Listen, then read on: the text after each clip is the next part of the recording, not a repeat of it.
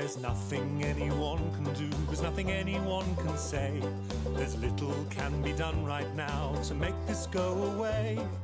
Cliched simple platitudes do naught to quell the dread, and the breadth and gravity just send me crawling back to bed.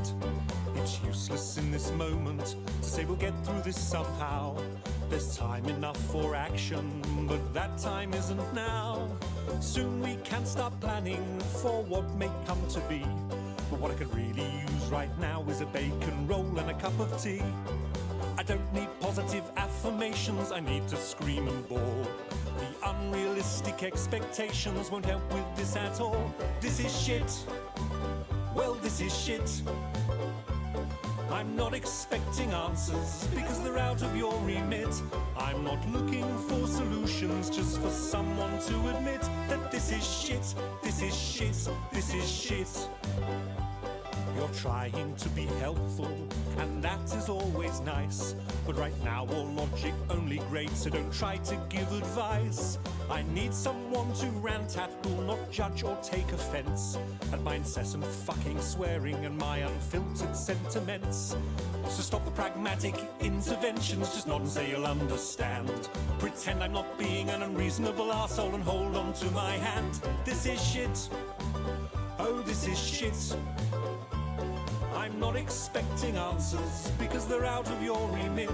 I'm not looking for solutions, just for someone to admit that this is shit, this is shit, this is shit. So let's all sit and just quietly get pissed and drunkenly attempt to overanalyze all of this. We may now be bidding the old times goodbye, so let's not feel too embarrassed to have a bloody good cry. This is shit. Well, this is shit. I'm not expecting answers because they're out of your remit. I'm not looking for solutions, just for someone to admit that this is shit, this is shit, this is shit. Well, this is shit. Oh, this is shit. I'm not expecting answers because they're out of your remit. I'm not looking for solutions, just for someone to admit that this is shit, this is shit, this is shit. Well, this is shit. Oh, this is shit. I'm not expecting answers because they're out of your remit. I'm not looking for solutions, just for someone to admit that this is shit, this is shit, this is shit. Oh, this is shit, this is shit, this is shit.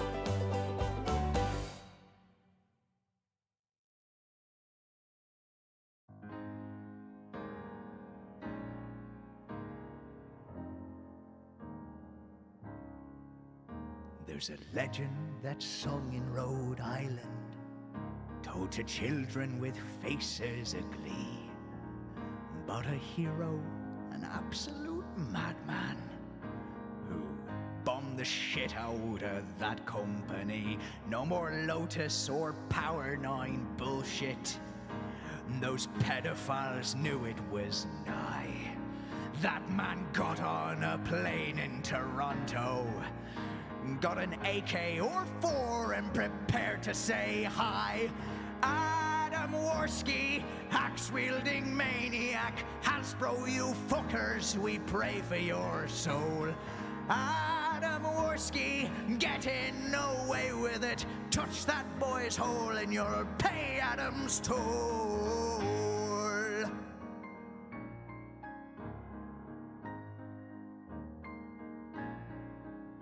He enlisted the help of some dear friends, the time-traveling demon Sam Hyde, and they vowed to eradicate Hasbro. They crashed the plane, kicked the door, went inside. There was blood on the ceiling, screams echoed for miles as Adam lay waste to his claim. They rescued the boys and the girls who were slaves, and every last one of them chanted his name. Adam Worski, Hitler on steroids, enacting upon magic his genocide. Adam Worski, hero of Canada. We laughed and we laughed at how many had died.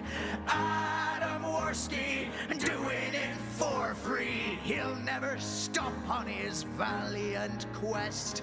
Adam Worski, it might be a pseudonym. Touch that girl's chest and he'll strap on a suicide vest. Oh yes, Adam Worski, murderous psychopath. Cash all your checks, 'cause he's coming for Hollywood next. Good evening, everybody. Good evening, good evening, good evening. How is everyone doing? Is everyone having a good weekend? Fucking hell. Dude. How does this not end? How has this not ended?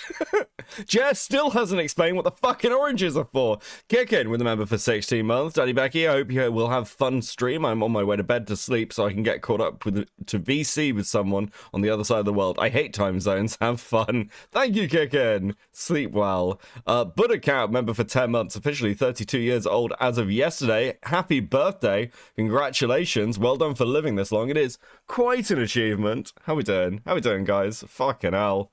100 years of Jeremy 10. This is fucking absurd. I have like a full docket. I have a full, like, it's like,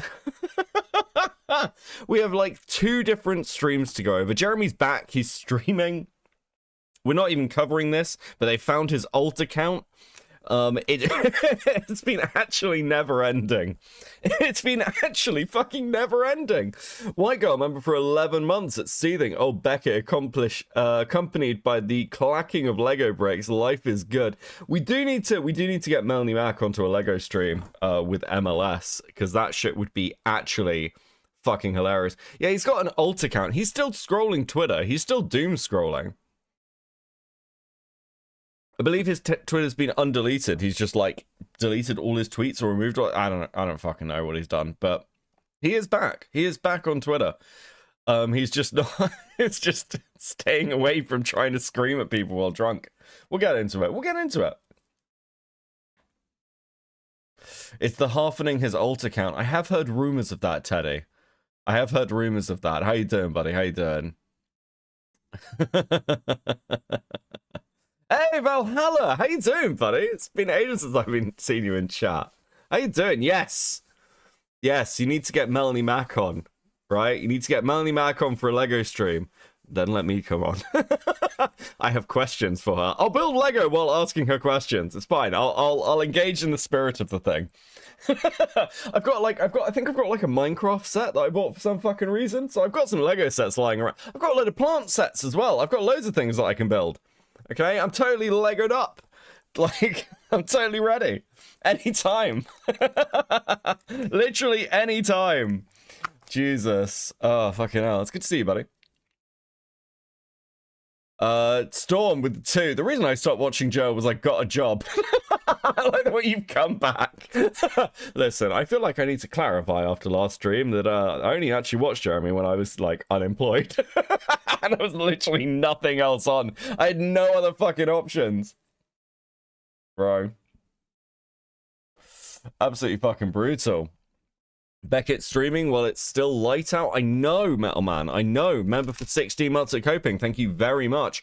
Much appreciated. 07 in the chat. Well, life is good, and I feel like you missed a bricked up joke in there. I did definitely miss a bricked up joke in there. Dude. Do you know there's a knockoff Lego base of LDS temples? No? What the fuck? I checked his Twitter and it's gone. See, I checked it and I could see it was there, but there was nothing on it. Like, I don't know whether it's just Twitter being, well, it's fucking Twitter at the moment, isn't it? You never know. You never know what the fuck Elon's done to it.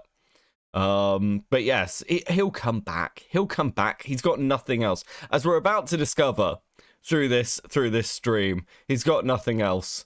Like, actually, it's probably a good place to start. It's quite nice earlier because he's been streaming quite a lot, and I'll be honest, Jeremy content on its own, just, I listened to a full, guys, I'm so dedicated that yesterday I sat and for multiple hours listened with nothing else. I was playing Star Citizen at the time, but with nothing else. I was listening to a fucking Jeremy Rumble stream. I listened to the whole thing yesterday as he was watched by like something like 2,000 people screaming at him in chat on Rumble. His numbers have dropped significantly today.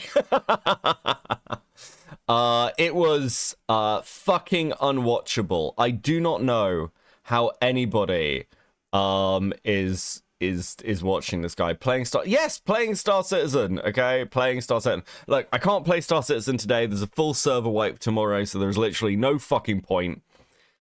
There's literally no fucking point. But we are getting, listen, 20th and the 21st-ish. We're getting the new Tiburon. It's a Hammerhead variant. It's going to be really cool. None of you care about this, but I'm very happy.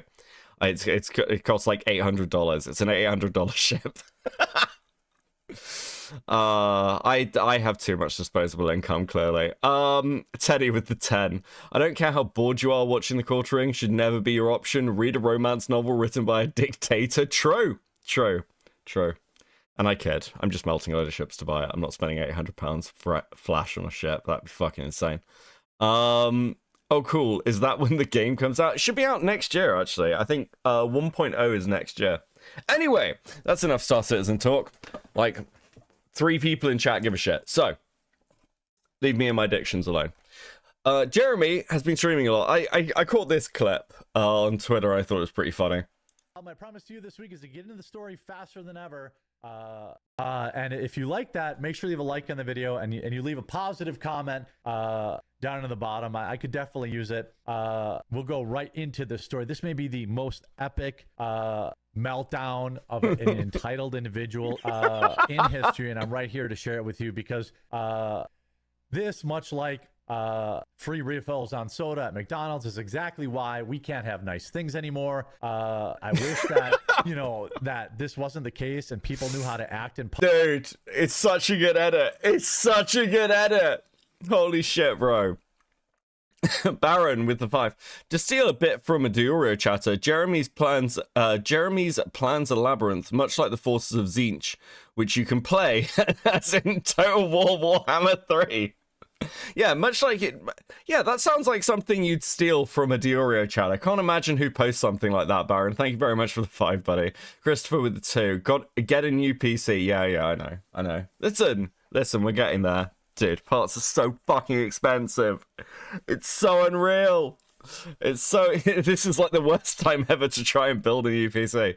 Carthonic with the 5. Also, the Mormon Lego company is called Brigham Young. No fucking way. No way is it called that, Cother. I literally don't believe you. That's fucking absurd. What? Right, okay. So, just saying, who's been posting under a lot of my tweets and like sending the odd thing. It's like an at to me. Has been pretty good. And this I found pretty funny. I watched this. This got added to stream like right before I went live. Baron with the 5. Also, how much new computer money has been going towards your Star Citizen addiction? I want my Obra Dinn gaming stream, Becca. Do you know what? I have never spent any stream money. There has never been any YouTube money ever spent on Star Citizen. Despite the fact, at one point I was going to buy some like flight sticks. Because then I can sort of justify it. If money from the stream gets spent on something, I feel like I have to use it for something that gets streamed. If the new computer is good, I will stream Star Citizen though. I will actually do that, and then I'll get flight sticks because that'll just be fucking fun. And I'll sit here and just do like tricks on Star Citizen. It'll be great. I do love a good space sim. So. Quartering gets felted by Sid's wiki feet in chat and goes silent. When he finally talks, it sounds like he's crying. Before anyone comes at me with, oh, that's mean, go read the shit about him praying to Sydney Watson and blackmailing her. We will get there. Teddy with a 10. You use the money from the streams to buy meth and hookers. I fucking wish I did that. Maybe I will. Listen, I'll go down the fucking, that's a normal YouTuber path, isn't it? You start making stream money. And you just develop some sort of like bizarre drug addiction. I feel like I'd need an exotic drug addiction. I'd need something like really unexpected. I don't know. I feel like if I just had like, if I was like, oh, Beckett's doing like, I don't know, Beckett's on coke or Beckett's on like heroin, it'd be kind of boring.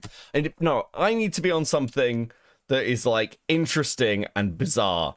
I think that's the thing. Okay. Maybe I'll start doing bath salts. I don't fucking know. Do like fucking zombie stream. Anyway. Let me know what you think in the comments. Yeah, I don't know. So that's Sydney's Wikifeet. You're finished. Stop streaming, you perv. Everyone hates you. You are embarrassing yourself at this point. Is Jer a Jesuit conspiracy? Transnack, Jer may be a Jesuit conspiracy. That may be the case. Hope you're having a good day. Thank you for the 2. What does this prove? Maybe nothing. Maybe nothing. To me, it seems totally plausible that this could be that he could have, taken the conversation offline.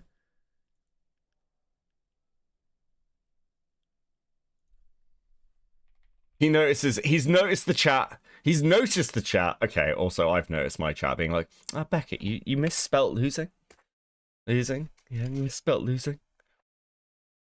Fine. Bully the dyslexic who was typing quickly. Brutal.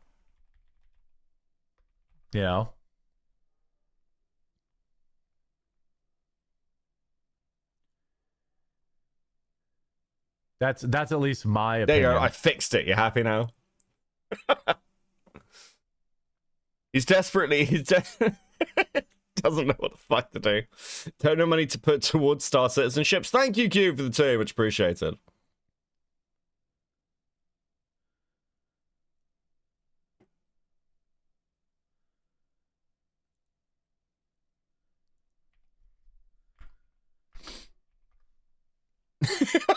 He's so, just completely silent. I mean, Looks is so there anybody sad. that believes it wasn't a cover-up? God, that one chat really fucking rattled him. That's crazy.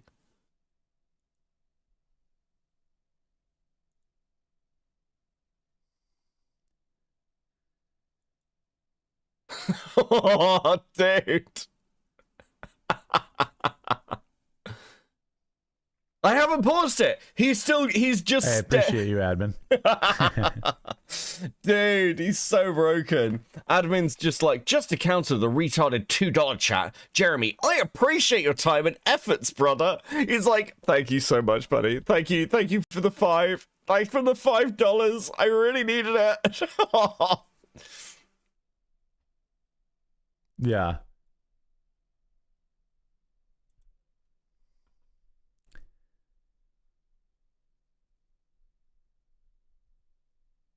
I don't like the news. Oh, poor Jeremy. Poor Jeremy. Oh,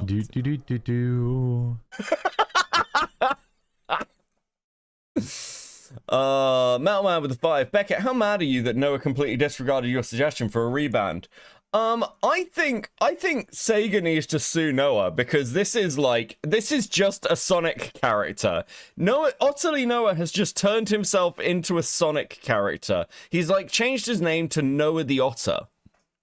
That's his rebrand. And like, look at this thing's eyes. Look at this thing's eyes. It looks like it's about to be violently murdered.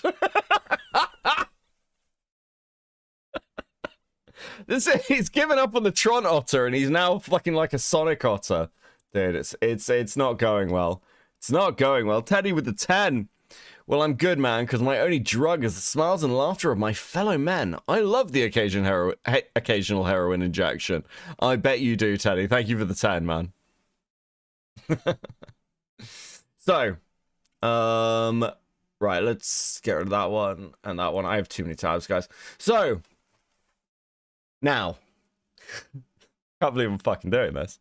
Tactical Templar actually posted a clip that has made me go and watch some of Jerd's stream today with Melanie Mac, because Melanie Mac was on today for an hour and a half, guys. An hour and a half with Melanie Mac. And Tactical Templar got this clip. Now, we're not going to watch this clip. We're actually going to watch the actual stream. Because there are... I've not seen all of this. We're starting at the 32-minute mark. But there are bits and pieces in this that I caught. And it is... it is not good. I don't know what it's like, dude. The balls on Melanie Mac are monumental. The idea of being like, okay, I know that I went on stream with Chrissy and it was an abject disaster that ended her career, but I cannot wait to get on with Jeremy. I can't wait for it, guys. It's going to be awesome. I'm going to be with Jeremy. I'm going to be so happy. We're friends. It's so important.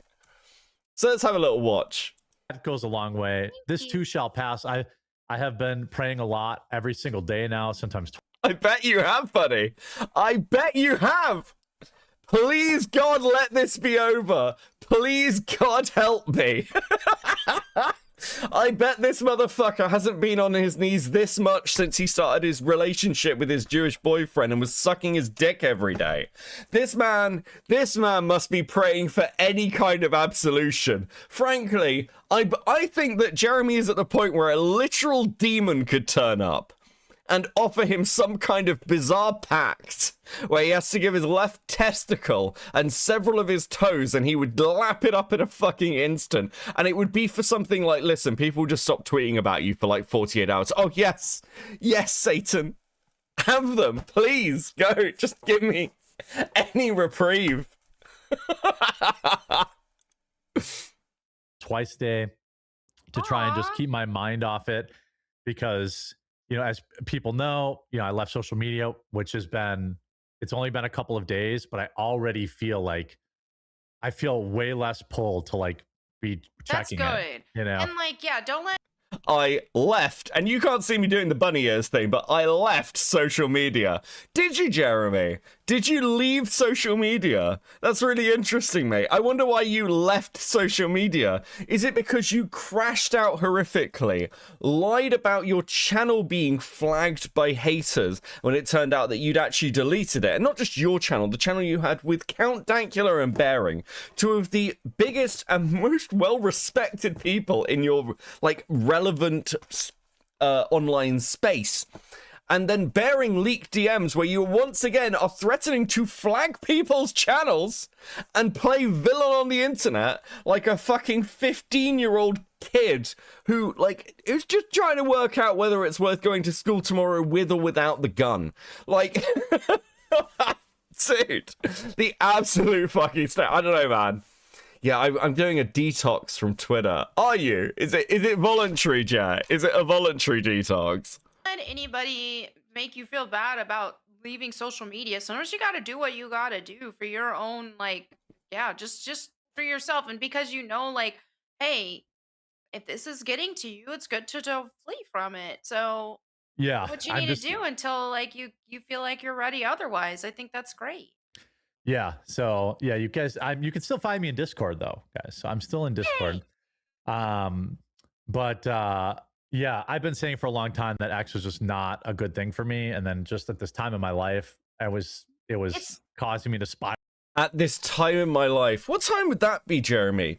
Would it be in your 40s where you're being relentlessly bullied by random Twitter people? Is it that point where you're crashing out, where you're nearly bankrupt, where your final attempt at a business, your pride and joy, your coffee company is falling into the ground, burning into the abyss? Is that the time in your life where you feel like you get off X? I thought you were happy that Elon ran it. Okay, listen, just think about it this way. The irony is that if Elon wasn't running Twitter, many of the people who are like currently being mean to Jeremy probably wouldn't have accounts because they would have all been banned. Like, it's only because he supported it's only because he supported Elon that he's still, like, there are people who are able to annoy him on Twitter. The irony. Gear Shark with a 5. How long until Jeremy snaps and pulls a bonk live streaming his jumping attempt? I mean, I feel like Jeremy's much more likely to just go live and die on stream in an alcoholic mess, actually. That's where my money is. I roll. It's just I not took good. a 7-month break from X, and I Yeah. have no regret from doing that. That was Yeah. honestly a much needed break. And at that time, Yeah. it was a bunch of like, it was for mostly Groiper stuff, but yeah, it was just like I just needed a break from it all. It was putting me in a bad headspace. I That's what privated it the was for account, me. And took then a like, break for 7 months, and I really needed that time. I had a great like 7 months. I was just streaming video games, like, yeah. and focusing on like more positive things. And I needed that break very badly, and I'm really glad that I took it. Yeah, my thing is just having more time to. I'm also so I'm like doing a triple detox, like so Yeah, no X, no liquor, no nicotine. I'm So so He's quitting drinking again, guys. How many times has this motherfucker detoxed and tried to quit drinking? It's like, dude, it's clearly not fucking working. Have you considered actually, I don't know, going to some kind of rehab or something? Mel is dumb. Mel is very dumb. This woman is thick as shit. It is. Hannah's gone, by the way. There is no way, in my opinion, Hannah's coming back. Hannah has, like, locked her replies on Twitter. She's apparently off dealing with some family stuff, and, like, Jeremy said that she'll be back for the midterms, maybe. Like, that girl is gone, okay? She's smarter than Melanie. She sees the writing on the walls. She's like, listen, I've got a bit of talent. I can probably do my own thing. And she's gone. She's in the fucking wind. Q-Hood with the 5. Ironic, it was just a year or so ago that Jeremy was was atting Elon at every given opportunity, like that infamous video about the poll on Elon quitting. Yes. She's finally free. Listen, one of them had like an ounce of intelligence and ran away. Just one.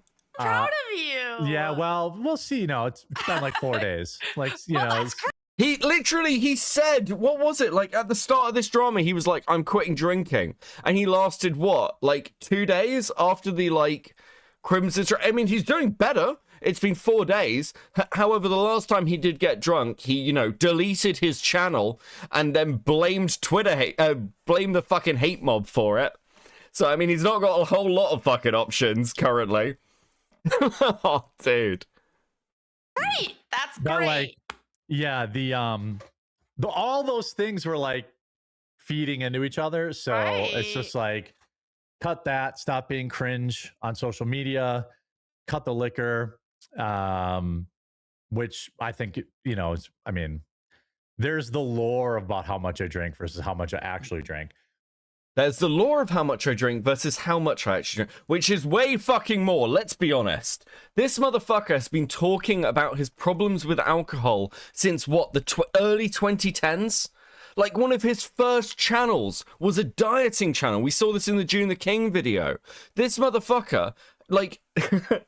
Listen, guys, I really don't drink that much. I've just been trying to quit drinking because it's, like, destroying my life for the last, like, I don't know, 15 years? That's not too bad, right? Oh, dude. That's not going well. That is not going well. But, like, most of the time I was getting in trouble on X, there was, there's some drinks were had. So I'm just going to chill on both of that. And, the nicotine wasn't that big a deal. I got like hooked on Zins for like 2 months. And I've been able I haven't missed it at all. So if I backslide on the nicotine, it will be not the worst thing. But the other two, I'm definitely not gonna. Right, yeah. Yeah, no, I'm definitely not going to backslide. I'm going to be fine, guys. Don't ignore the fact that I'm currently on X right now. Ignore that. It's not fun. Okay, this motherfucker is like going to be staring at a bottle somewhere in his room being like, oh, please, God, please. That's what the praying's for. Sire Williams says a tranny that kidnapped my nephew was forced to return him last Tuesday, What? but the judge refused to punish her. Whoa, wait a What? minute. Your nephew got Okay, I don't care. I cannot be bothered to engage whatever the fuck weird narrative is going on with this shit. if you're feeling like, man, okay, this is tough, I need some sort of advice, I think the nicotine's the least egregious. Yeah. Well, right now I'm just sleeping and reading There books. you go. Yeah, That's like, good. yes, you know. Yeah, Hey, Jeremy. sometimes you could do cold turkey with things. White girl with the 5 stickers. You want some stickers? How can I deny you? Let me get you some of those. Thank you very, very much. It's much appreciated. Thank you guys. You were smashing it very early this evening. I'm so proud of you. Incredible fucking work. Thank you, thank you, thank you. That is incredibly appreciated. Thank you, thank you. Let me get that for you, and let's keep going. And sometimes you can't. I appreciate that you're even making these efforts. Is amazing because it's like for anybody, right? With even different situations, social situations, Yeah, all that it's aside, fine. for anybody, it's tough to like. I see tweets and posts all the time about like, hey, for people who don't smoke, don't drink, don't do any type of drugs, like don't vape, like what are you guys doing to cope with life? You're just like raw dog in Yeah. life, and it's like, Yeah, yeah. it's it's good. It's good to be able to like not have any vices, but most people struggle with something. So Yeah. but hey, Well, God can help. ideally, I'll get addicted to working out. You know. There you go. It's too late, Jeremy. It's too late. What the fuck is wrong? Ideally, I'm gonna get so jacked, guys. I'm gonna be so buff. It's gonna be incredible. Okay, just you wait. Hunks Jeremy on the way, bro. Dude, it's too late. You're building RC car racetracks for like 14 grand or whatever the fuck it was. I think the time has passed. This motherfucker has about as much chance of getting in shape as I fucking do. Okay, it's not fucking happening. It's not happening. It's. That'd be yeah. That would be ideal. For me, it's diet soda. That's why people are like, they get onto me on diet soda. It's like, hey, I don't drink, I don't smoke, I don't vape, I don't take any like no substances, no. Let me have my diet soda. Yeah. You gotta allow that. Yeah. Was I leaving pouches ever? No, because the containers I had have a little like a garbage bin, like it built in, so I would never like spit them out or anything. Sire says, Rosie Rosa, Tranny took us to court. The woman claimed to be his father, and the demented judge granted her 2 days a month with my nephew until he's 18 and banned us from appealing. What the hell? What? Wait. So was it? Oh, so it's a woman pretending to be a man. Yes. And yeah. Oh my. Well, I will be praying for the whole situation. That sounds like a nightmare.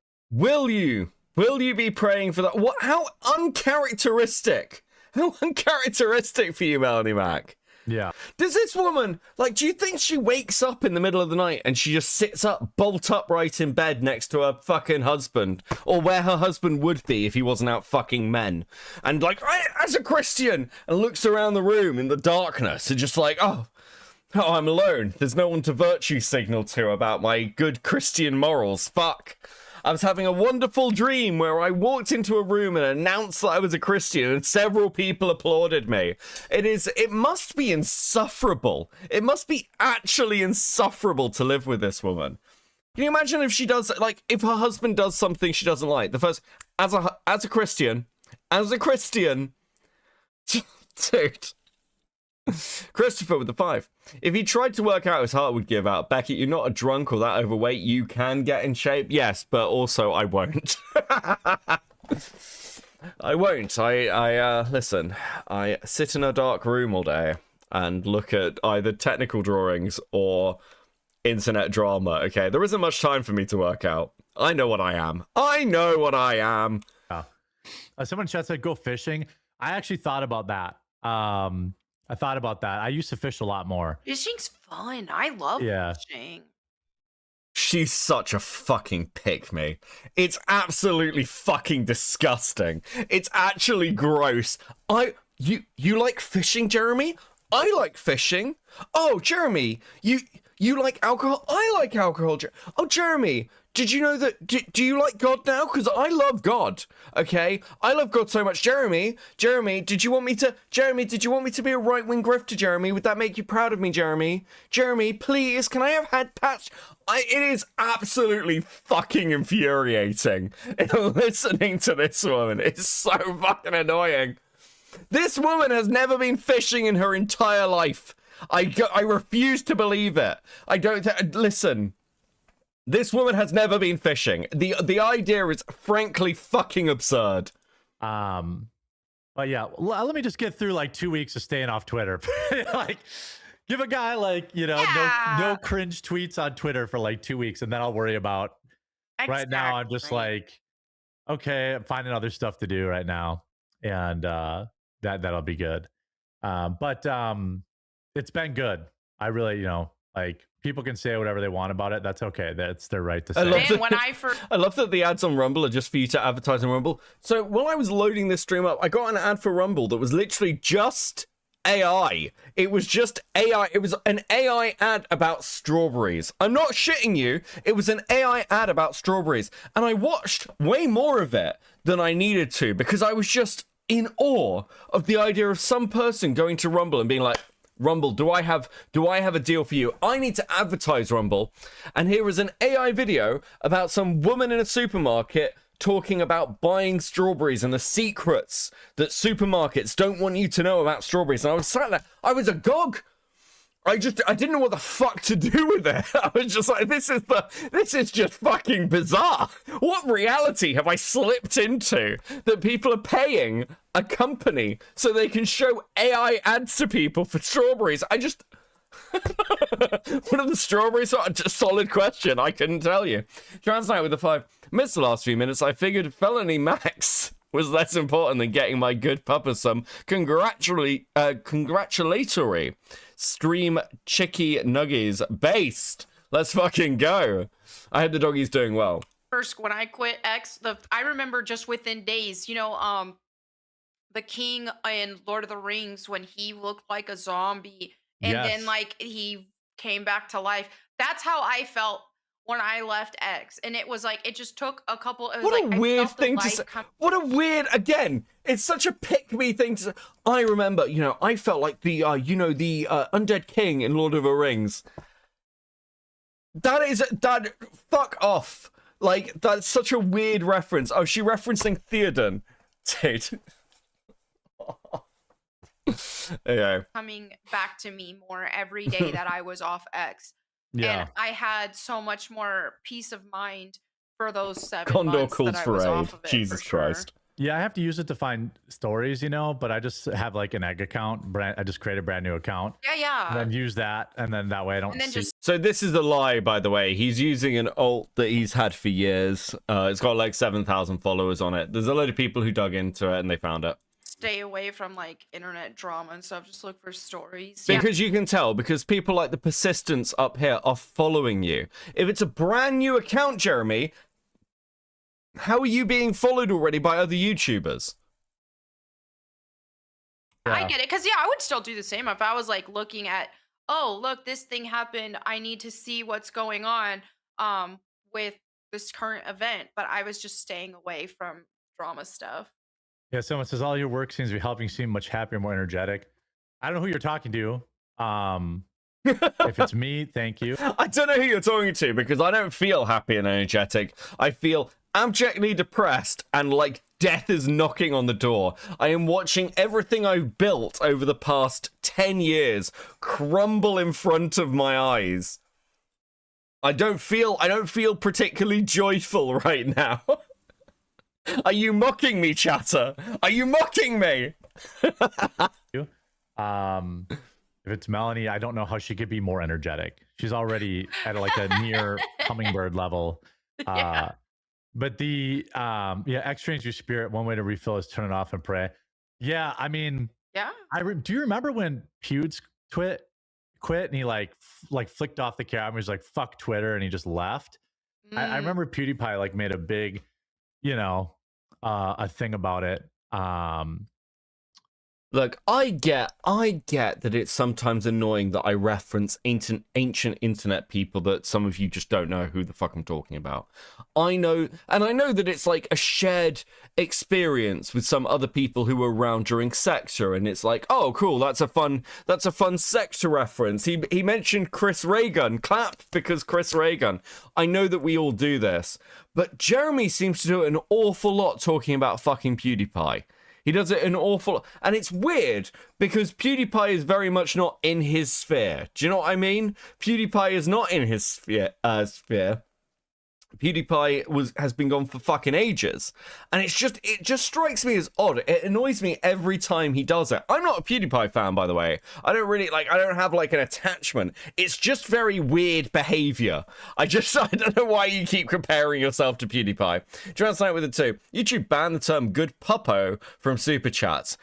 You can blame the furries for that. Zeke with the 5. If his career fully fell apart tomorrow, how long do you think his wife sticks around for? I can't imagine she's been there for anything but the money. I disagree with you. I'll tell you why. Because there was definitely a point where Jeremy had enough money where she must have gone, I can just fucking divorce him. I think that woman is in it for the long haul. My theory is that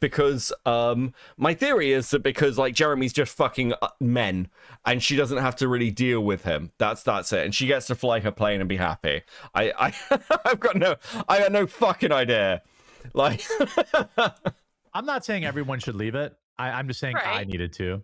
Right, You know, yeah. It was just constant, too much, and then I was too weak to like not engage with it, and I made everything worse. And I get how so, that is. That's one reason yeah. why I just left when I did too, because I kept telling myself, don't engage with this stuff, don't look at it. hold on, let's get through this ad. I'll spare you. Even this bag of pre-washed spinach isn't really clean. It's one of With these. the produce cleaner, and this is what. This came is an off. AI video. Why is there an AI This is supposed video? to be clean. I'm Sarah, and I'm the creator of Produce Cleaner. It's scary what our grocery stores are hiding from us. Even if you buy organic, It's not even good AI. I don't understand why this exists. Cancer, hormone disruption, even I'm so confused by it. Rumble, what the fuck are you doing? Down, so it's Is this even a real product? So first step is add I can't fucking believe this is real. Doesn't have to be measured. And finally, just sit back and wait 5 minutes, and voila. So my Bro, what did you see? Her hand's like the wrong way around.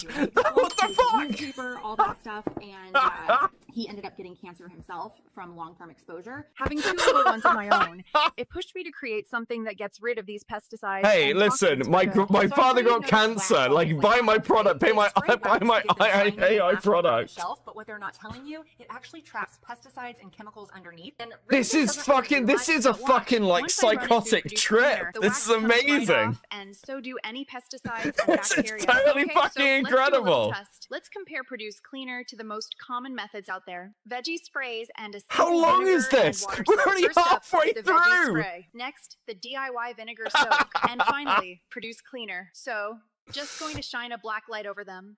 And guys, look. You can clearly It's not. see It's which but it's grapes are clean AI. and which But ones it's aren't. AI. And it This is doesn't just take care real. of Why would pesticides you or need a dirt. black It light? handles How the does that bugs, too. help? Like, look at this. There are aphids all over this broccoli. But watch what happens when I run it through Produce Cleaner. The aphids No come right off the fucking broccoli. way. And this is No what you'd be fucking eating if you don't shot. clean it right. And it's gentle enough for even the most delicate fruits, like raspberries. The real headache with these is that you can't wash them without ruining them. If you try to rub them, they just fall apart, and all those tiny crevices just trap dirt. and Okay, we'll stop. I will stop. That's the most fucking. That's unbelievable. That's actually unbelievable. Teddy with the 10. PewDiePie has his own sphere right now, and that sphere is huge YouTube guy from the early days who lives in Japan now with his wife and child. It's a specific sphere, but a sphere nevertheless. True, thank you for the 10. Oh, the funk with the 5. I got banned from Mel Max X for calling her a fake Christian, quoting Rev 316 based. Teddy with the 5. My AI content is so much better than this. Dude, that's like, I'm sorry that we had to take that diversion, but I'm pretty sure I just had a little fucking aneurysm.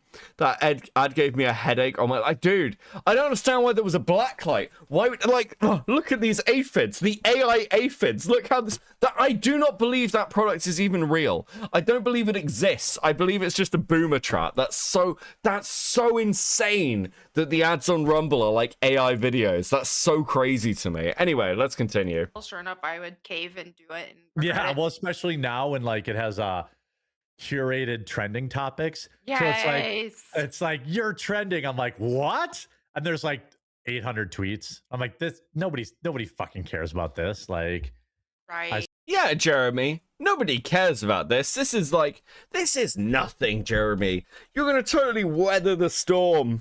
It's fine.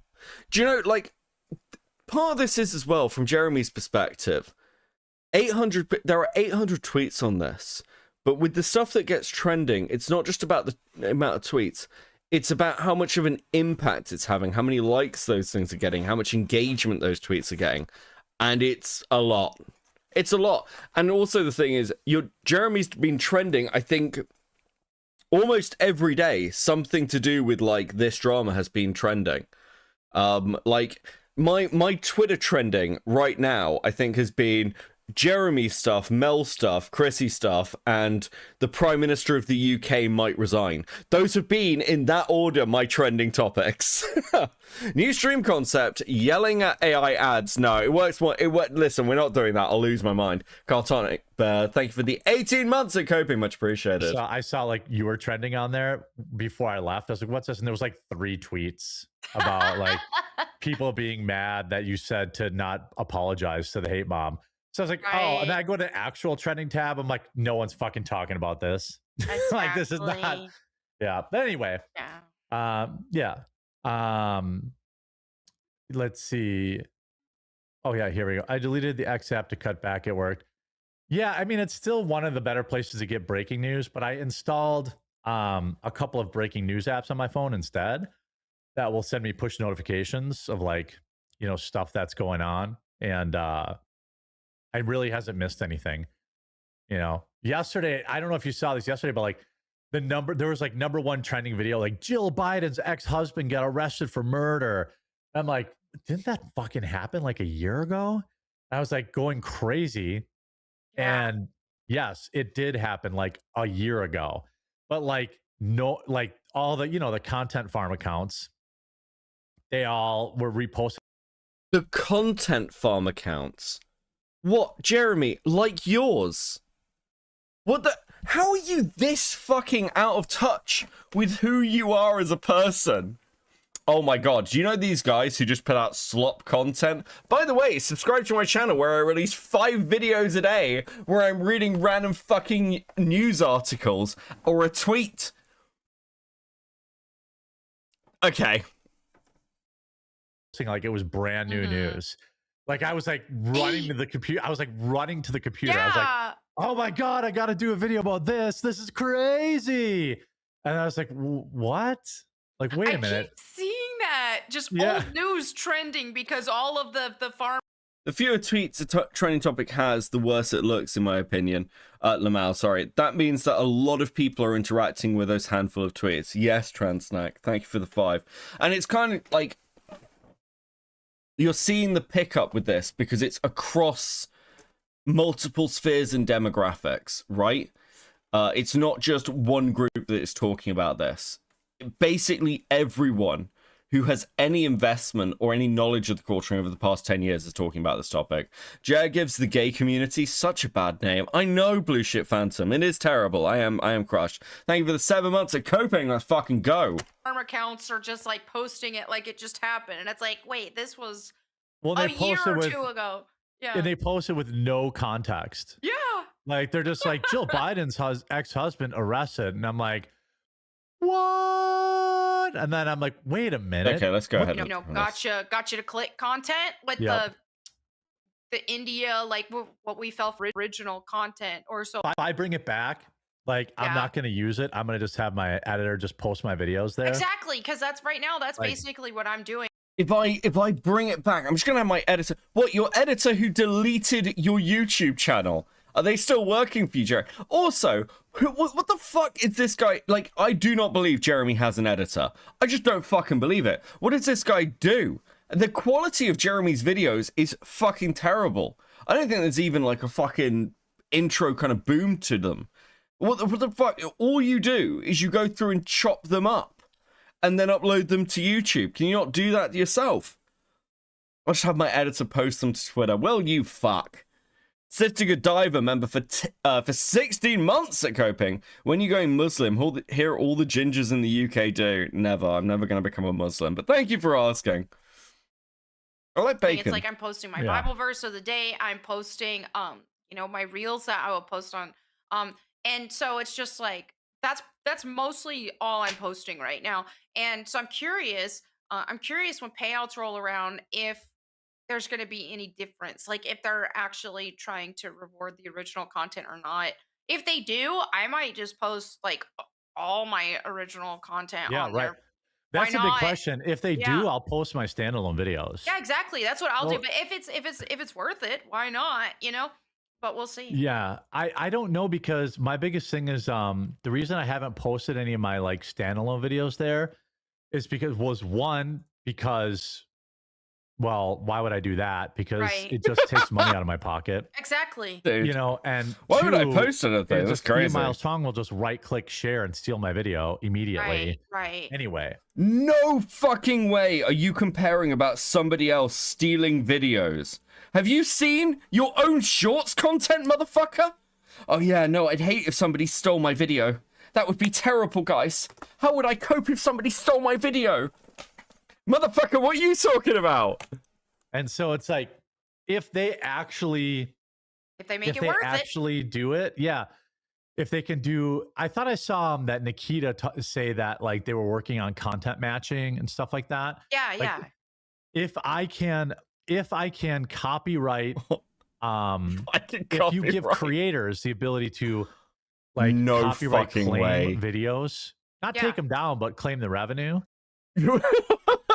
Should you be talking about this in the middle of a fucking flagging drama? Should you be like, listen, I'm not saying that I'd copyright strike anybody's videos, but I'd certainly copyright claim them. Dude, you're such a fucking retard scumfuck. It's actually unreal. It's actually unreal. You're so oblivious to the shit that you say. You're like, yeah, no, sure, buddy. Like, as long as they give me the right to, like, I don't know, maybe legally take action against people if they do anything to my content. I don't know. I don't know how that could currently reflect on your situation in any particular way, Jeremy. What do you think, Jeremy? Exactly. Yeah. That would automatically fix this stealing videos thing Oh, immediately. yeah. Because you would, I've only done it a few times inside of YouTube where there was like a channel that was just straight re-uploading my videos. Right. Like, Gradstack with the 2. Gel, I do love a little bit of flagging. Oh, yes, he does. Oh, yes, he does. I don't care if people use clips from it or long clips. In like 15 Yeah. years, I've never claimed revenue off a clip. Right. But on X, it's just so easy to just steal the video, repost it. Yeah. If they get that fixed, then What dog would you pick if you had to pick a race? I have a West Highland White Terrier. Thank you, Sister Godiva, for the 5. Guys, please enjoy some stickers. That's very much appreciated. What dog would I pick? I really like beagles. Beagles are really cool. Huskies are cool, but huskies are like the kind of dogs that it's fun to watch somebody else own. Yeah, probably like a or like maybe like, I don't know. Great Danes are really fucking cool. Great Danes are awesome. Great Danes are awesome dogs. They are really cool. I'd love to get like a giant cat. That would be really nice. I don't know, like a cheetah. Or a greyhound. Greyhounds are pretty fun. Greyhounds are great fucking dogs, actually. They're really, really, really good pets. I've grew up with a friend who had a greyhound. They were lovely. I'll let like Steven just post them there and I'll still stay off it because I'm you go. liking That's good. too much not being there. Yeah. Yeah. A text vet says, "Hey man, glad to see your off X. I think I told you before, it's too toxic. It made you angry and dead. Internet theory is at work for sure. Oh yeah. Always be wary of changing content too much. Chasing views is a losing race." Thank you. Yes, I agree. That's true. Yeah, dead internet theory is definitely true, at least on X. Oh yeah, be so cautious about stealing views.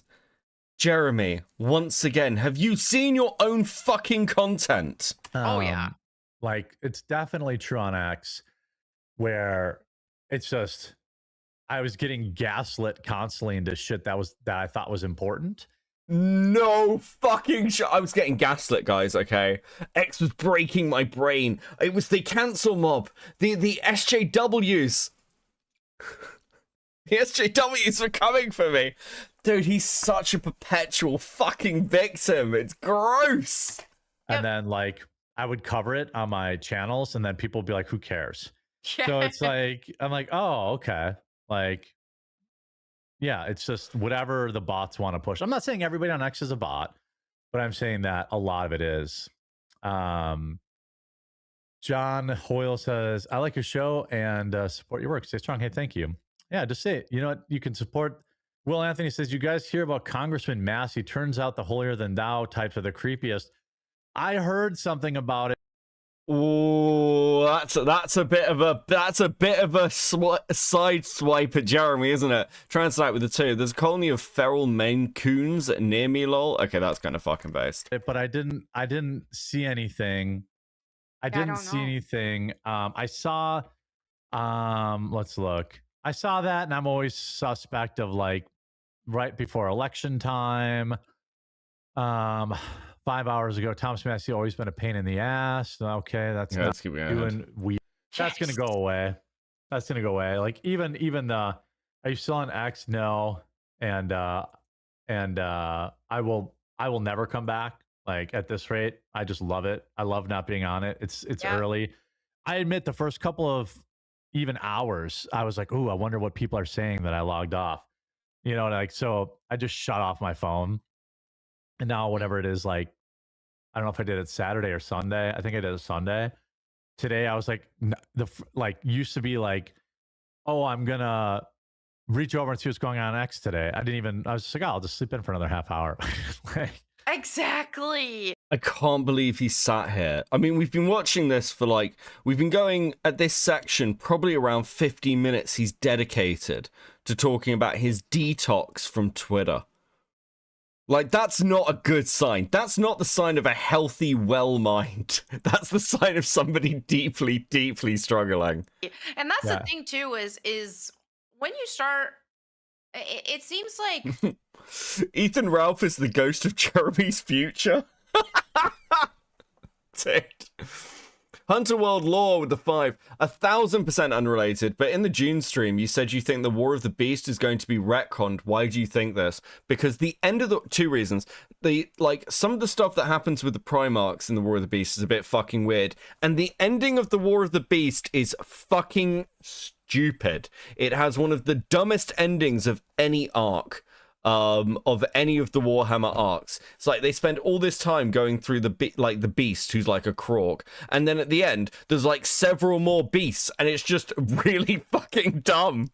It's just really stupid. So yes, I think it's gonna get retconned. I think it'll get rewritten. But yeah, the War of the Beast, the War of the Beast has some really good bits in it, but the ending of it just is fucking terrible. I would be very surprised if it stays the same.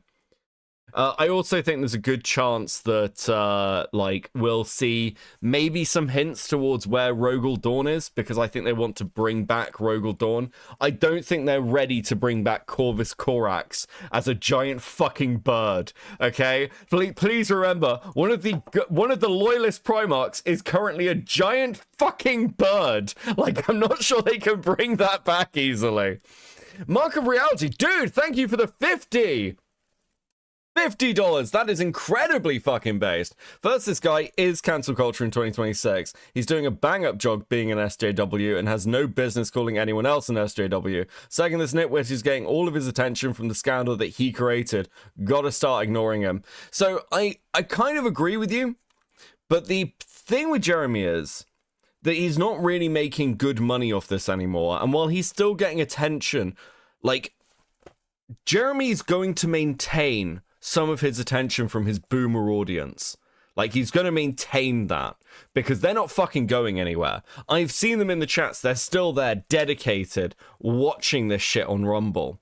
But for Jeremy, there is an element where keeping the pressure up is just keeping him on his edge. But ultimately, I don't know when this drama spirals off, and I'm not somebody who will endlessly cover one person relentlessly for years. Maybe Bonk. So, it will get broken up. But I don't know. I think that the thing with the quartering drama is it's so interesting watching all the shit keeps happening with it. this could have just been Jeremy flagged some channels and that was the end of it, right? And we'd have nothing else. But it's the constant shit with Melanie Mack, the constant shit with like Chrissy Mayers, like all the other stuff that's coming out. The fact that Sydney Watson's come out for an interview. I don't think we're anywhere near the end of this yet. And until, like, I don't know, Jeremy actually breaks, I'll tell you what it will be. I think it will be whatever Baring and Dankula are doing. If Baring and Dankula do a fucking video on him, that will almost be the capping point, even more than the June the King one. That's gonna fucking break him. Matt with some cheese with 2. Bring me up. I have 40k tism to spew at you. Dude. We'll do something like that. But yes, thank you, Mark of Reality. Dude. Maybe... dude. I suppose also, the question is there more we don't know? Because we'll get to some of that in a minute, I think. I mean, look at Donald Trump, for example. And it's just like, imagine if he was checking replies on... Making law simple with the 10. I don't blame Melanie. She's suffering from Stockholm syndrome. She can still be saved. I saw MLS was getting called out on Twitter because people were taking like MLS seriously of him trying to like get Melanie onto a Lego stream. They're like, MLS, why are you trying to protect Melanie Mack, MLS? And he's like, shh, shut the fuck up. We need to get her on a Lego stream all the time. That'd be a huge nightmare. So it's like these kind of things, we're just on a much smaller level, seeing what it's getting a taste of what it's like for people that are doing huge things. It's just like, okay, well, apparently you're making a difference in the world to some degree to have this kind of to have this kind of uproar, because if you were just irrelevant and nobody gave a crap about you, then nobody would even be talking about you at all. Yeah, there's something that I want to say before we get back to the story. And it's, I know like people are, really invested in this calling me a fake Christian thing, which is weird. But like one thing I've really been thinking about is that like God does find a way to humble us all. This is what got me to watch this stream segment. One thing I've really been considering is, how much of a religious experience this might be for me. Okay? Like, this is clearly God humbling me. I was too arrogant. Dude. Oh, he does. And like all of us. One thing I've really been thinking about the last couple days is how I used to participate in these same hate mobs and do a lot of the same stuff that is happening to me. And so rather than think like, oh, this is not fair, this is whatever, I tend to think like, well, you know what? I did the same kind of shit for a lot of years. And I mean, definitely not at the level that it is now or the violence that is. Fuck off. I'd never do it to this level. You made multiple videos on Brie Larson. Like insane amounts of videos on Brie Larson. You made multiple videos on Mundane Matt. You started talking and spreading lies about Mundane Matt's kid, for fuck's sake. Now listen, I'm no lover of Jarbo, okay? I'm no Jarbo defender, I never have been. But being like, oh, I'd never done this. Like, Jarbo's life was fucking ruined. Make no mistake, okay? Like, in comparison to what's happening to Jeremy, Jarbo had it way fucking worse. Like, don't give me that shit at all. And you have watched as people you have gone after and the Bloodsport sphere have gone after, who have had their entire lives pulled apart at the seams. Don't give me this fucking shit. You were all on board when you thought you were fucking winning. This is such retconning bullshit. I was never that mean.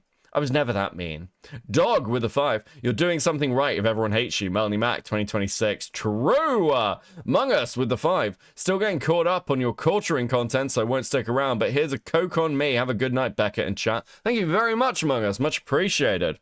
Is attached to it and the insanity that's attached to it. But I feel like, okay, God humbled me a little bit. Like, hey, think about this next time you want to make your third video about, just somebody who might be, under, maybe getting criticized or something like that online. I think that's amazing. And to people saying fake Christian this, fake Christian that, and they say anybody who's that's what's wild to me is when people act like the measure of if somebody is a Christian is is if they've been perfect their whole life. Like no, that's not even. So, okay. I've ended up, through the course of this, talking an awful lot about theology, which I'm well positioned to do as somebody with a theology degree. I don't feel like I get to do it enough. And like faith and how you should act, or at least how you're expected to act. The basic line of why people are saying that people like Jeremy or Melanie or John are fake Christians isn't necessarily like, oh, well, you've sinned. We've all sinned. Like, the baseline, especially if you're Catholic, is you're always sinning. I was joking in a tweet towards John that, like, I hope at some point, now Chrissy's a Catholic, she can learn some Catholic shame, some of that good old Catholic shame. And somebody tweeted, you can't learn Catholic shame. You have to grow up with Catholic shame. It's like a bit of it's a stolen valor thing to like start talking about it when you're older if you haven't been a Catholic. But there are cultural elements to this. And people who become Christian later in life, like Melanie, do this thing where like, as a Christian, and it's this weird LARP thing. I don't really have to sit here and say, as a Catholic, as anything more than a joke or a jab at these people, because my faith is an intrinsic part of who I am. It's not like, it's not something that really has to be shouted about. It's kind of fucking like, yeah, no, I believe in God and I'm Catholic. And it's just like, there you go. There's my faith. That's pretty much it. How we act, there are elements to that. Would I say that being a drama streamer or doing shit like this is good Catholic praxis or whatever? No, of course fucking not. Okay. Well, actually, I don't know. Being judgmental and kind of an asshole is quite Catholic. But in the case of Melanie, she is somebody who's found religion later in life and made it her fucking personality. And like, for those of you who do go to church, you'll meet these people, right? They're the people who hang around after the service and are sat there in sort of the fucking corner of the tea and biscuits, judging horribly everyone else in the fucking church. And you know the priest is fucking sick of them. The priest is just sat there going, listen, one day they'll move and they'll find a new fucking church to go to. Melanie's that type of Christian. And it is fucking infuriating to watch people like this. Because it's like, the faith, I guess, shouldn't be used as a weapon to attack other people or a shield to defend you. And there's a very real element wherever these people get criticism, they go, and we'll see John doing this later on. I've got some tweets where it's like, they're attacking Chrissy Mayers because she's a Catholic. They just want to take out all the Catholics, guys. No, we're attacking these people because they're fucking assholes. The fact that they're like, their religion is nothing to do with it. And it's the same deflection. And the reason they're doing it is because they can't call all of us leftists. They can't do the whole thing of like, well, you know, they're just left-wingers coming from. They can't do that. So they have to find something else. So it has to be, oh, it's because I'm Catholic. It's because I'm a Christian. They're attacking me because they hate that I love Jesus. No, it's the same shit as always. You're just a fucking insufferable dickhead. The point of Christianity, we can't have. It's also really fucking laughable to hear this said about people like PPP. I don't know if people watch a lot of PPP, but PPP speaks like a preacher, and there's a reason for that. This dude has always been very religious, and I don't mean like the fake LARPy religion. PPP has always been pretty fucking religious, far more honestly than someone like Melanie Mack has. So to claim that this is like someone like PPP is attacking her because she's a Christian is laughable fucking nonsense. Sister Godiva with the 50. Sides cuckery is a plague. The quarters are calling me leftist. The degens are calling me a Nazi. Yeah, I always laugh because like usually what happens to me, it happens less these days, but I'll get called a feminist one week and a Nazi another. I think somebody once called me an Antifa feminist Metica fanboy. And like I've got to say, I'm not sure what world anyone's living in that they're like, you know who Metica's fans are? They're all the Antifa feminists. What? I mean, one part of that, listen, I am a Medica fan, but like, that's the only part of that that's actually accurate. I don't really know how you came to this fucking conclusion. Anyway, please enjoy these stickers, guys. Thank you, thank you, thank you. That is much appreciated. Just to go with the 5, why do I get the feeling Jeremy and Melanie will tell me I was going to double hockey sticks for watching Farron? True, true. Esco Cruz with the 2. Catholic, if it feels good, stop it. It most likely is a sin. Yeah, listen, even if it feels bad, probably a sin. Listen, have you eaten breakfast this morning? Was it dried oats? Probably still a sin. Think of all the horses that could have eaten those oats.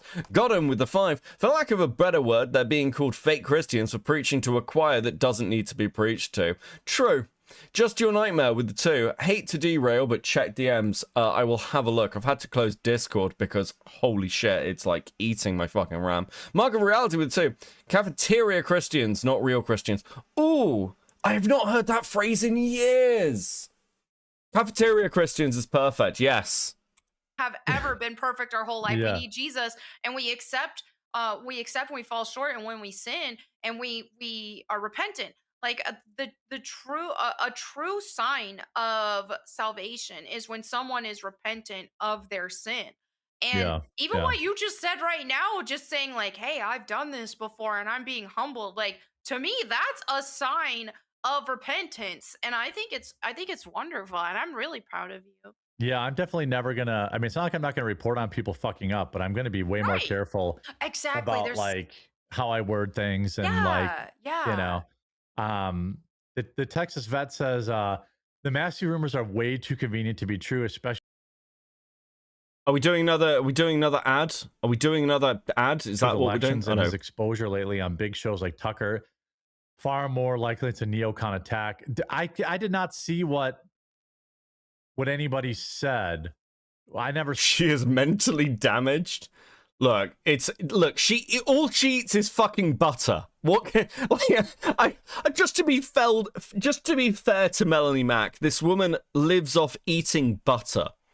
Like, how much brain power can you have? That must give you some like hell of brain fog. I don't think she was that intelligent to fucking begin with. Saw even what the rumor was. Devin Diamond, so I can say kudos to Melanie for not stabbing a friend in the back. Well, you know what? You'd think it'd be the easiest thing in the world to do, but apparently it's not. That's yeah, people are constantly that's the thing with these kind of mobs is that that's what they want. And that's what they're not just like, they're wanting everybody to turn on you. They're wanting all your friends to turn on you. It's the same as like the woke left mob. And that's the thing is it's not. And what Oh my fucking, okay, look. If one of your friends fucks up, you can say that friend has fucked up, and I'm still going to be friends with them, but still criticize them and be like, yeah, they fucked up. Melanie hasn't done that at all. She's just like, Jeremy's done nothing wrong. He's done nothing wrong. We're a free speech platform, and he wants to use his free speech to deplatform other people. That's fine. You're insane. You're insane. It's the same as the woke left. It's the same as the woke left, guys. You're basically all being SJWs. Bro, I have watched I was really shocked. I think last year, libs of TikTok started doxing random members of the public and being like, we need to make this person famous. We need to find it, like, tell their employer, because they were saying things. I think it was to do with like it was to do with the attempted assassination on Trump. But one thing that was really interesting was people were atting Dick Masterson, saying, Dick, you need to get on board with this. Dick, you need to get on board with this. Because they were like, well, we need to all get together. It's our time now. And somebody said, well, Dick, they've always tried to like come after us and dox us. We need to take a stand now. And I remember a tweet from Dick Masterson where he basically said, I'm a fucking troll. I am an internet troll. I'm not a crusader. I'm not a warrior. I'm an internet troll. And I'm not going to fucking, like, abandon my principles of don't dox people just for, like, sides-cucked tribalism. You people are retarded. And I was just like, that's just based. That's just based. Like, there is an element there where it's like, if you have principles about something, maintain those fucking principles. It's really not very difficult. Or at least it fucking shouldn't be. And you can remain friends with people who disagree with you or are fucked up, but if you're just going to pretend like nothing has happened, yeah, people are going to call you out for it. That's why people are calling out Melanie Mac. That's why people are calling out Chrissy Mayers. Like, Chrissy could have come on and said, listen, I'll be honest with you, I fucked it up, but like, Melanie's my friend, and I wanted to give her an easy ride. I don't think that's true, by the way, but she could have done that. Going on and trying to, like, blame her unvaccinated child and her fucking husband, and the fact that she's, I don't know, old? I don't know. We'll get to some Chrissy stuff later, but this woman just fucking lied through her teeth. She just lied through her fucking teeth. And yeah, people are obviously going to get fucked off with you when you do that. It's not exactly a fucking mystery. It shouldn't be. It's very, very simple. Zeke with the 2. Repentance isn't just acknowledgement. Yes. Repentance is I am sorry and will try to be better. And far too many people seem to get this wrong. Storm with the 2. Thou shalt not bear false witness or steal. True. And like, yeah. Jeremy, when are you going to start repenting for all those fucking shorts? All the content you stole, Jeremy. Zeke with the 2. Thou shalt not convert thy bull's wife. Covet thy bull's wife. Dude. Sister Godiva with the 50. Is this because the only church I know about is the Swedish one, but I always felt like putting Jesus before God seems weird. Is it evangelical? Okay.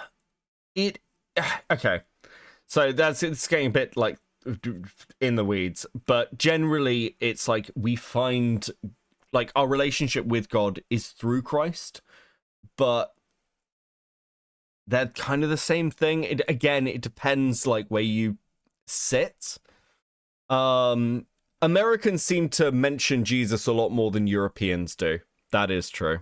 It is a lot more like, I don't know, how do I put it? Catholicism is a lot more praying to the Father through Christ. Americans just seem to mention Christ more. I don't know, maybe it is an evangelical thing. I've never really thought about it in like that kind of way.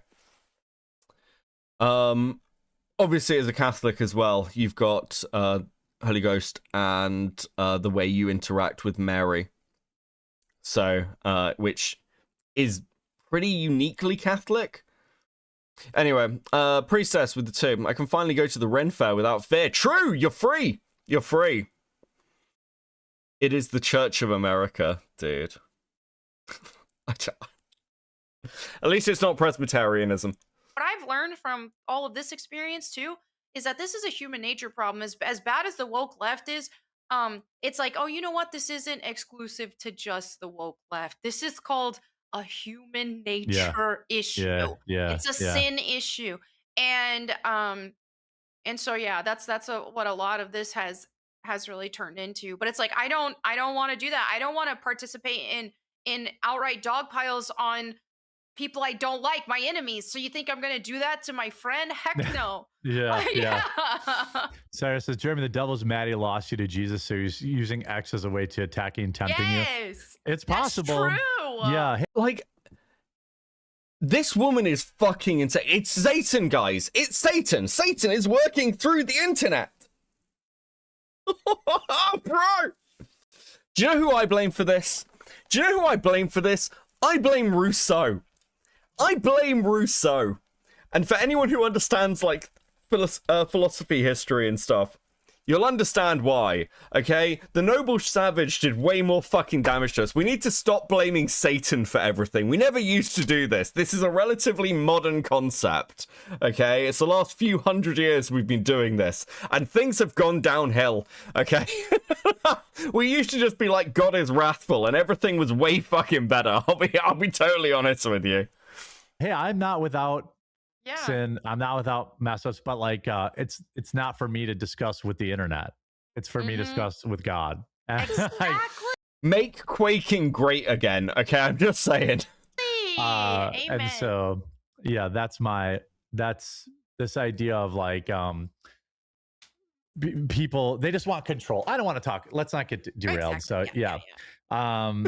He's having to pull himself back. To be fair to him, at least he's getting better. He's like pulling himself back from the edge of like spiraling into like bitching. Okay.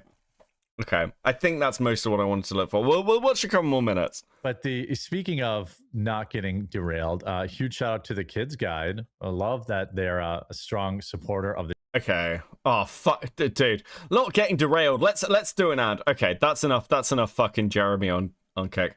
I'm going to now subject you to something. Yeah. I'm going to now subject you to something, and I want you to know that I am not sorry for what I'm about to show you. I do not apologize for what I'm about to show you. I had to see this on Twitter. You have to see this on Twitter. You'll not be the same after seeing this. The level... Listen, you're going to lose brain cells watching this video. You're going to be in pain watching this video. If you aren't drinking during this stream, you soon fucking will be. Please enjoy what I may consider one of the worst TikTok-style videos I think I have ever seen in my entire fucking life. And what a perfect time to raid in. Thank you, Dickers. Islam is not compatible with the West. You're wrong. Islam is not compatible with anywhere. Islam is demonic. Yeah! Heck yeah. Christ is king! Christ is Lord. They made this. They put this out. They were like, this is a win. This is the worst thing I've ever seen. This is a sin. I think we should... Listen, if the rapture hasn't fucking begun now, it fucking should.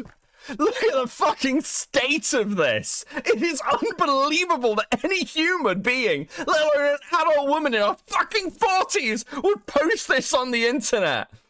She didn't even use AI to make it. There's real human beings. This is changing my position in real time on AI fucking content. Christopher with a 5. I'm a better Christian than both these people combined, and I made a deal with my mum to skip church if I clean the entire house every Sunday at 12. Based. Dude. Look at the state of it.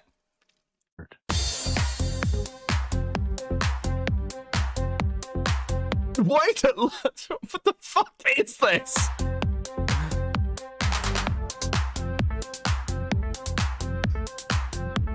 This dancing goes on way too long. Look how long it goes on. Look at that section of Melanie. It's not even... What are you doing? What is this? I just can't take the fucking, like... Okay, there's one bit here. This, like... This bit. I think it's this bit. Wrong. She, like, has to look at the camera to check her expression. It's just really awkward. You're wrong. It's just so bad. And the weird fucking, like zoomer ding. Listen. Islam is demonic. Dude, it's just fucking... it's the worst thing I've ever seen. Imagine if a lightning bolt came down mid-video. I'd understand. Listen, make smiting great again. Zeke with the 2, thank you. It's just actually unbelievable. Daddy with the 5. Bro, if I were Christian, I would think I would feel insulted by this. I feel like this is heresy. I feel like this is like... I feel like we need to bring back some sort of inquisition. Melanie Mac needs to be, like, inquisited, okay? Like, please enjoy these stickers, guys. Melanie Mac needs to be inquisited professionally. Okay. Like, I do... This is actually the worst thing I've ever seen. This is the worst thing in this entire drama. I don't know if I'll ever recover from this fucking video. I do think this is funny. Sat behind a young lady with Down syndrome at the church. Not that bit. That's not funny. Down syndrome's not in and of itself funny. It can be. And at the middle of the service, she reached back and handed me this. Oh, my heart. Firstly, I don't fucking believe you, Melanie. And secondly, look at this picture. Now, can anybody think what these circles might be? Like, why would you, like, wow. What kind of circles could Melanie Mac have been handed? I mean, I feel like, you know, these remind me of something. I can't think what they are. You know, it's very difficult. But they do look a little bit like oranges.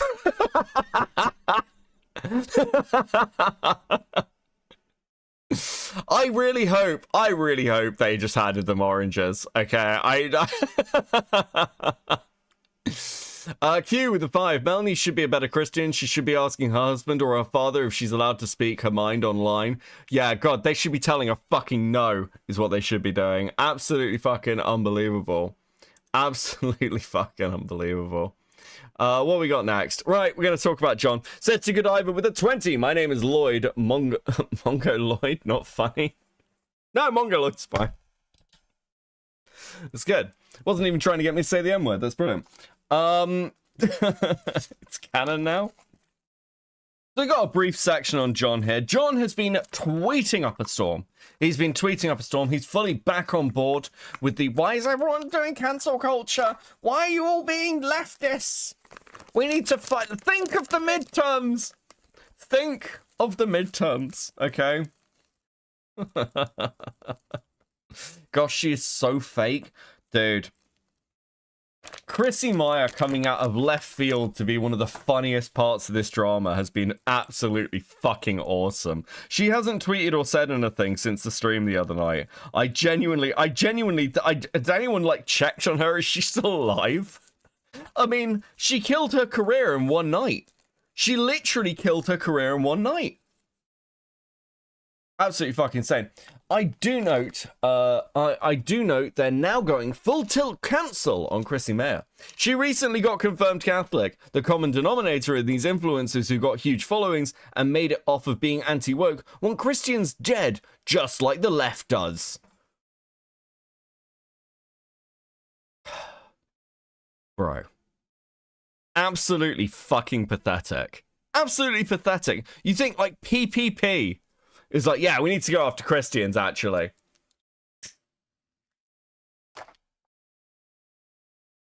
Fucking hell, maybe we do need to start gatekeeping more. A sequential art check with the 5. Beckett, do you think Catholicism the only way, or are there other important, are there just important things no matter the denominations? I mean...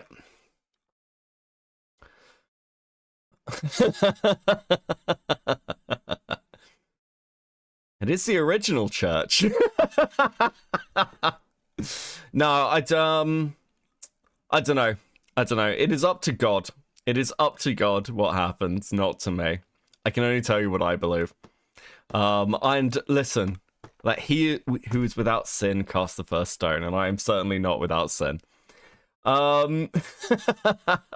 So John has been tweeting up a storm. Very, very determined. Very determined. I sure made the council pigs mad with this one. They're in such a frothing frenzy of cancelitis that they cannot, they completely make up things I didn't say in the comments, including implying I'm somehow defending friends. I don't know these people. Never interacted with Chrissy. I saw she got confirmed as Catholic. Now there's a mob trying to destroy her, and the Whisper Network is all in on it. It's not a coincidence. Geeks plus gamers in their crowd hate Christians, maybe even more than the blue hairs do. You think people are going after Chrissy Meyer because she was confirmed? I mean, the level of retardation on display from John. I just... I do understand why his wife divorced him. And, like, if the domestic abuse accusations aren't enough, like, John deserved to be divorced. I don't know whether, like, I don't know what happened to his wife, but that woman must have suffered. Suffered something cruel. This is based. Everyone should convert to Catholicism, repent, and accept Jesus as Lord and Savior. See, this is the kind of virtue signaling, unironically, this is the kind of virtue signaling that I've always hated from the leftists, and always hated from the SJWs and the libs.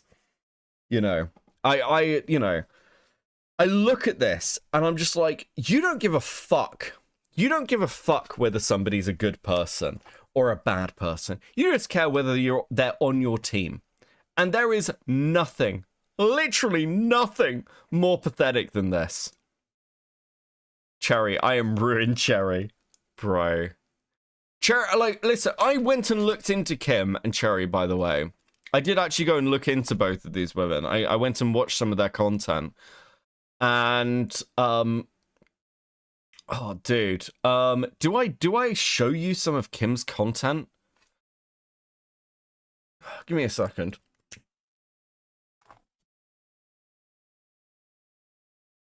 Because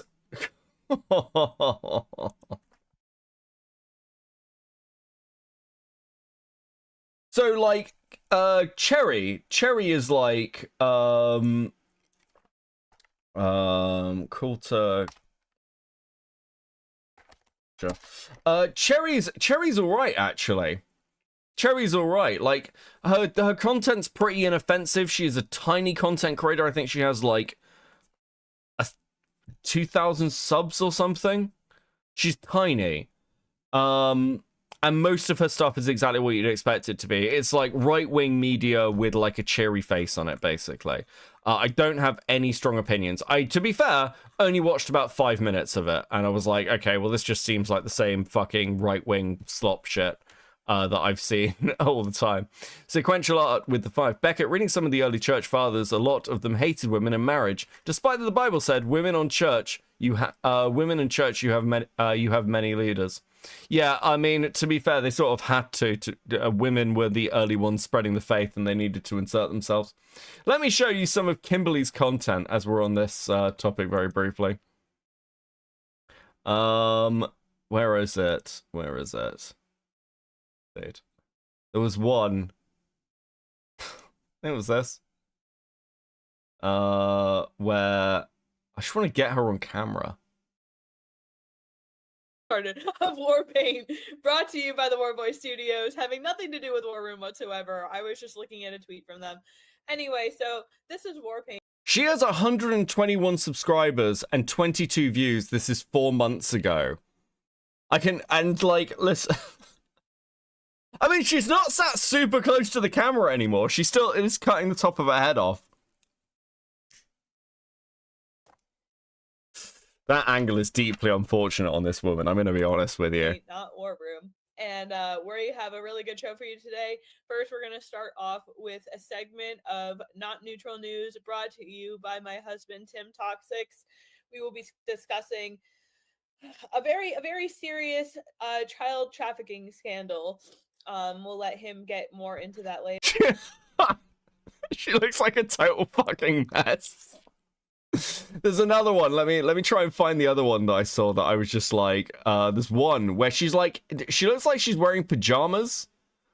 And oh fuck, I'm on the like channel account, so I can't find out which ones I watched. But there's one where she just looks like she's in pajamas, and it like really messed with me. I think it's this one. Where is it? Yes, this. She just looks like she's wearing pajamas. Kim, why are you wearing pajamas? Everyone on stage. Before I do my full intro, we also have my producer not here, so it's just easier to do it this way. Warpaint family, grab your mug, your cup, your chalice, whatever you've got within reach. It is time for the simultaneous sip. We breathe in, lock in, and step into that fighter.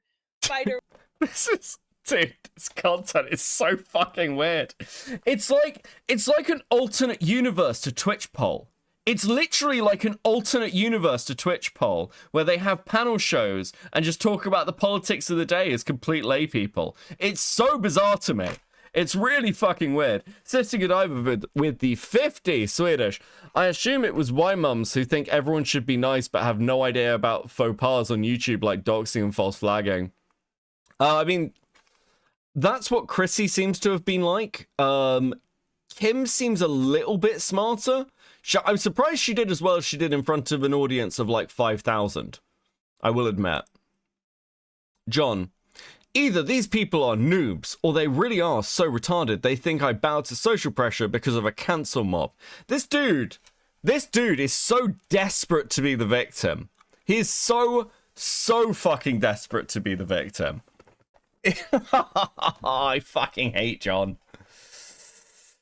Big reminder, you know, this is a guy who's massively into Pokemon porn. The funniest cancel mob comments are the ones pointing out somebody is imperfect and then saying said person is a fake Christian, as if that should sway me to the cancel mob. I think you don't understand how this whole grace of God thing works, which you should learn. It's way deeper than you think.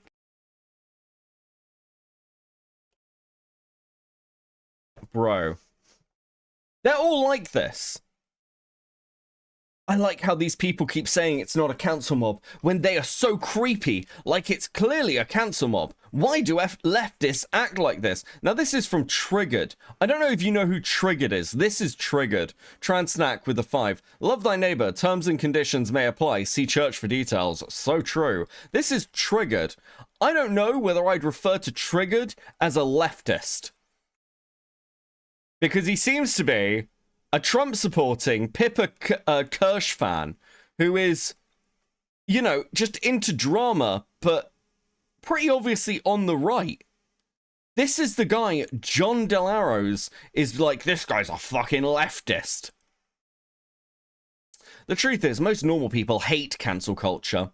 It's as much as the pigs flood my comments when I call it out. I'm gaining in the long run because I'm standing up against evil. This is why you'll never be able to take me down. I already won. Bro sounds like unironically like Brony Fan Don't. For those of you who are like, for those of you, I'm sure many of you are well aware of the Saberspark drama that I covered. Some of you might not be, but this guy sounds like an actual far leftist cancel culture warrior. Unironically.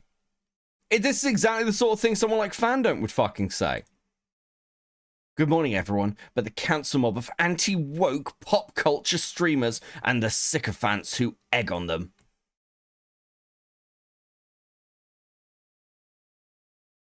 Absolutely fucking pathetic. The reason I don't stream is almost everyone in this space is disingenuous. The incentive for super chats is too high, and so it's just relentless drama. That's a distraction from the mission of the culture war. I spent the last 2 years cultivating a readership audience because readers are more intelligent and better informed on average and less prone to nonsense. This dude, for those of you who don't know, who didn't watch my John Del Arrows stream, do you want to know what the main character of his books is called? His books that he writes with AI, by the way. He writes his books with AI. His main character is named... Oh, what was it? It's like Veronica Von Monocle or something. Like, it's the Von Monocle series. He named his characters Von Monocle. Monocle! This guy's apparently, built himself as a professional writer, and he basically gives his books away for free and self-publishes. And he's like, I'm an author, guys. Bro, you write your books with fucking AI. You're not a fucking author. He is the larpiest motherfucker in this entire drama, and that is saying something. That is actually saying something. But yeah, there's your John update. Let's not linger too long. Anyway, let's talk a little bit about Chrissy. I just thought this would be a fun one to open with. I don't know what the fuck she's doing here. I don't know the context of this clip. Very Catholic right now. Very Christian all over, I think. Clearly a genius comedian.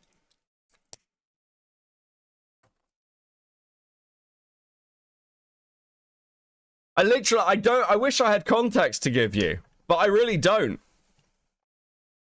Born again Christian? Well, here's the thing with Chrissy. She was Methodist before all of this. She was meant to be a Christian girly before she converted to Catholicism.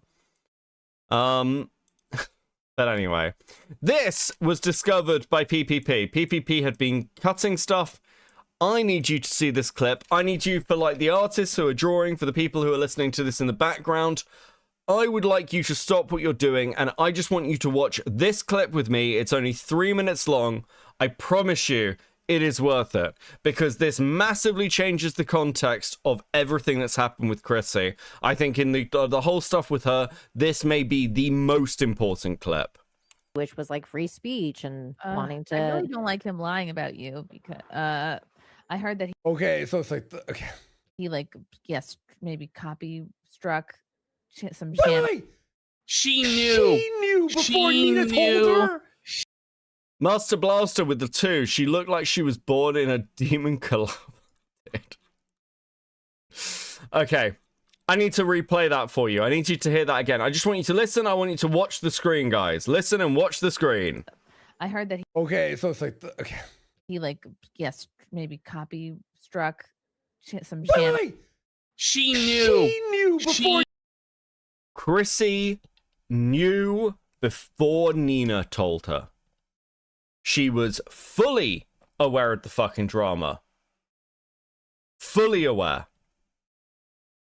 The whole thing, from Chrissy's perspective, is a fucking lie. And the most stupid thing about it is she's caught in 4K. She had 4 days to go back and watch this Nina stream. And go, listen, guys, I actually did know about the quartering stuff. I knew because I brought it up. And I should have been better. I was trying to farm Melanie or whatever. This clip is actually fucking insane. She knew before Nina even told her, Andy. I thought Nina told her. No. She knew. She brought it up. But when it came time for Melanie Mack to come on, she didn't know a single thing. My God. She knew. Because Chrissy they were knew. supposedly like lying about his wife or something. But wait, you knew the whole. She knew. We didn't lie she knew about the anyone's whole, wife. She knew the whole lore. She knew the whole lore. Are you fucking kidding me? I'm also not. I'm not up on it. Oh, but she knows, but she doesn't know. That's real convenient. But now Nina's going to educate you. Verbal Riot's going to educate you on the stream publicly. And then Nina's also going to tell us that privately. Kino went. I haven't watched the whole of Kino's stream from last night, by the way. It was apparently 10 hours long. 10 hours long. Lost Coyote with 2. Whoa, buddy! Ding, ding, ding. Do I need to order a triangle for myself to cover this content? Do I need to go get a fucking triangle of fucking Amazon or some shit? Dude, yes. Totally fucked. This woman's career is dead. Game Genie with 2. I like your stream, man. I subbed. Good work. Thank you. I massively fucking appreciate that. And thank you for hitting the goal. Please enjoy these stickers. It is very much appreciated. Thank you for everyone who likes and subscribes. Thank you for everyone who buys a membership or gives a super chat. It really does make the world of difference to me as a person. Listen, I love making content. I'm just glad you all agree, all enjoy it. And we can have a laugh. Thank you very much. Let's go. This call continued for like another hour, and they gave you the receipts of everything privately as well, beyond even what this is. And then you lied and pretended you had no idea 2 weeks later. Do you have Alzheimer's? Like, are you a dementia patient? No, but look, like, if Nina had told her. Listen, I did, like, genuine question. Did Chrissy choose not to vaccinate her child, or did she just forget? Because she seems neglectful. She seems like she can't remember things. Like, oh, I really meant to get him vaccinated, but you know, I just kept not remembering. Such a good diver with the 50 Swedish. Sorry, I lied to Venti. I should have been more critical to Melanie. I will make sure to research better. Boom, career saved. Yeah, rather than saying, I'm sorry that's how you feel. I'm sorry that's how you feel. The stream! I posted this in Diorio's chat, in a super chat. I cannot fucking believe, I literally cannot believe that she had 4 days to come up with a response, and it was, I'm sorry you feel that way, and she felt confident enough to press the go live button. Listen, I like to think that I've got a little bit of an ego to me. I think you need a little bit of an ego as a content creator. You need that self-confidence to think I can get up on stream and talk and people will give a fuck about the random shit I say. You require that. But there's a line, and that line is like the point where you don't click live when that is going to be your response. Holy fuck, bro. Oh, listen, when I was in like probably the biggest drama I've been in, which was the Destiny stuff, when I realized that I needed to go live because of the stuff that was going on at the time, and I needed to address some of the shit, I'll be honest, I thought very, very carefully about the order of that stream and what I wanted to say in it. I was because I was like, there are things I need to apologize for, and they're like just fucking own and be better. And there are things that I need to talk about, and you need to do. And Chrissy did none of that. Okay, and like she is a veteran content creator who's just actually clinically retarded. This shouldn't have been what it was. This shouldn't have ended her career. And I know I didn't have as much time on Sunday as I wanted to. It was a fairly short stream for me. But that was one of the most insane things I've ever fucking seen. It was I have not seen something like that since the IBS days. It was crazy. I mean, the one thing I will give her was that stream was fucking hilarious, so I will give her that at least she's funny. Not intentionally, but that is hilarious. Sapient with the 2. I fell asleep during the Kino stream so long. Yeah, no, I'm probably going to watch a load of it tomorrow. I've got a load of, I've got a day that's only a couple of meetings, so I'll probably watch it while I'm at work. Mad Max with the 2. Spanish Inquisition intensifies in Spanish. So true. You can go, she wasn't paying attention or she forgot. She bringing it up to Nina makes this a billion times crazier. I couldn't even believe what I was clipping up yesterday. Oh, I really couldn't. My God. So Yeah, he tried to get a lot of channels deplatformed, and because I'm surprised he hasn't gone after Brittany Venti. Like I'm shocked. Because now I think it's he can't like call his fucking rep and go, could you get these 9 other channels? Here's what's another insane bit that I just noticed on this as well. It's like he brings up Brittany Venti's involvement. She's like fully well aware of it on this stream. She's been told about it.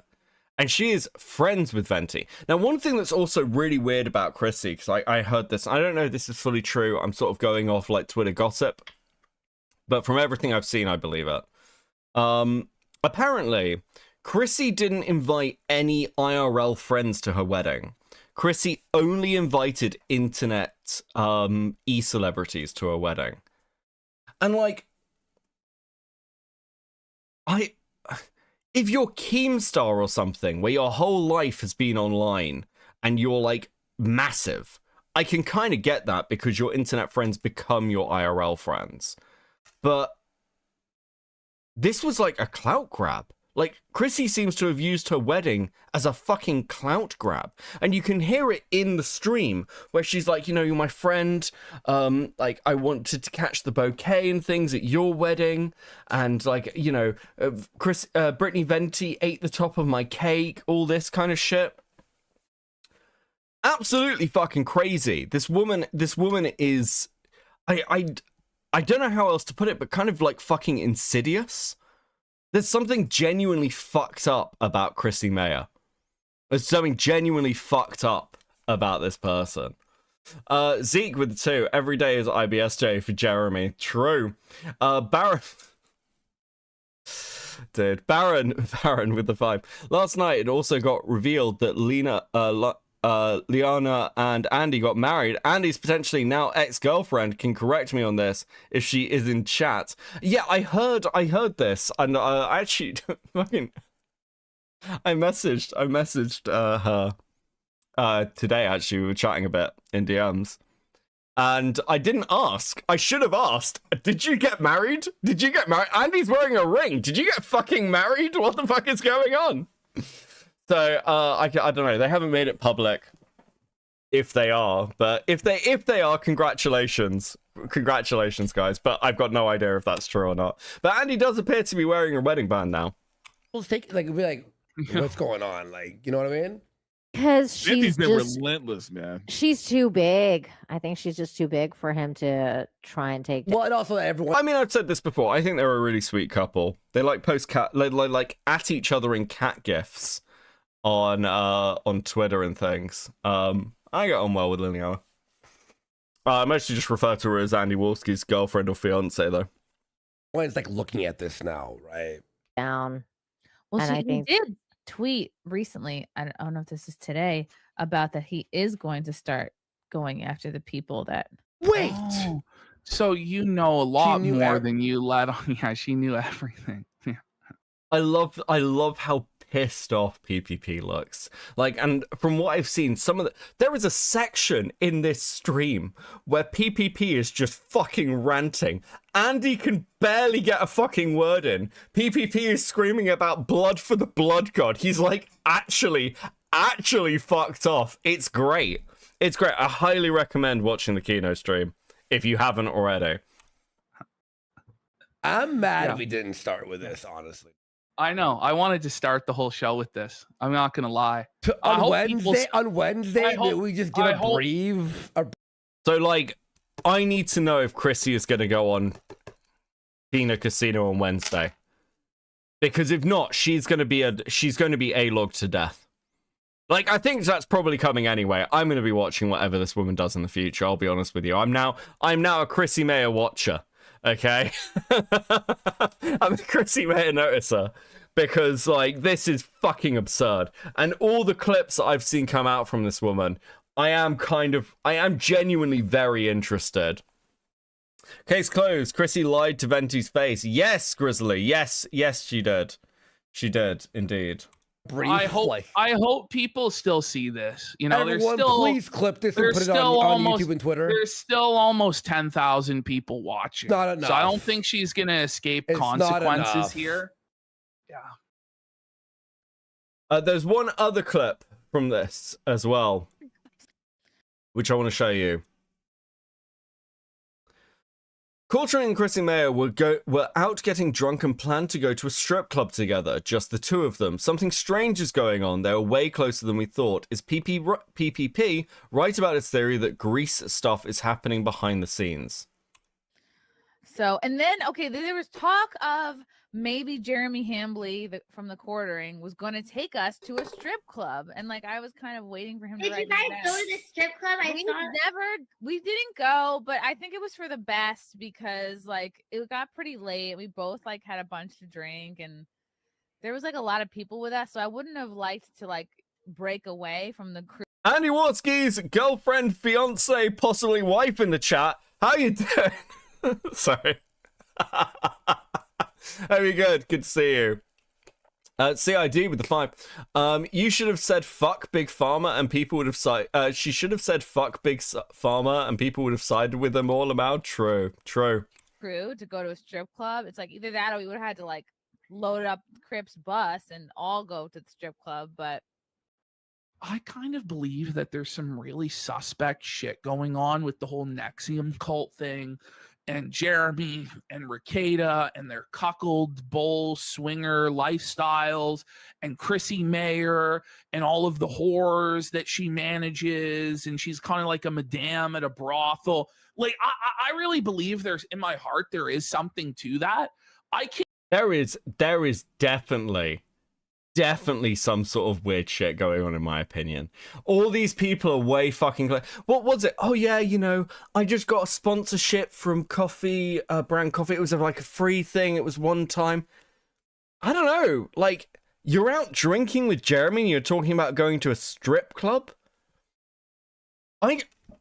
Listen, I'm not a strip club frequenter, okay? I've been to precisely 2 strip clubs in my entire life.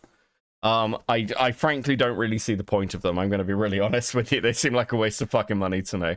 But regardless, I can't imagine being in a situation where I would invite a female colleague or somebody in the same space to come to a fucking strip club with me.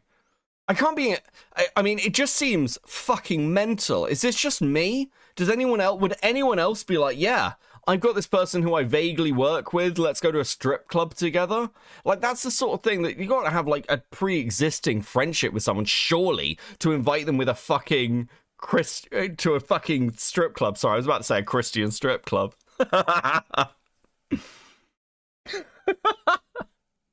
Get on your fucking knees and pray. Jesus.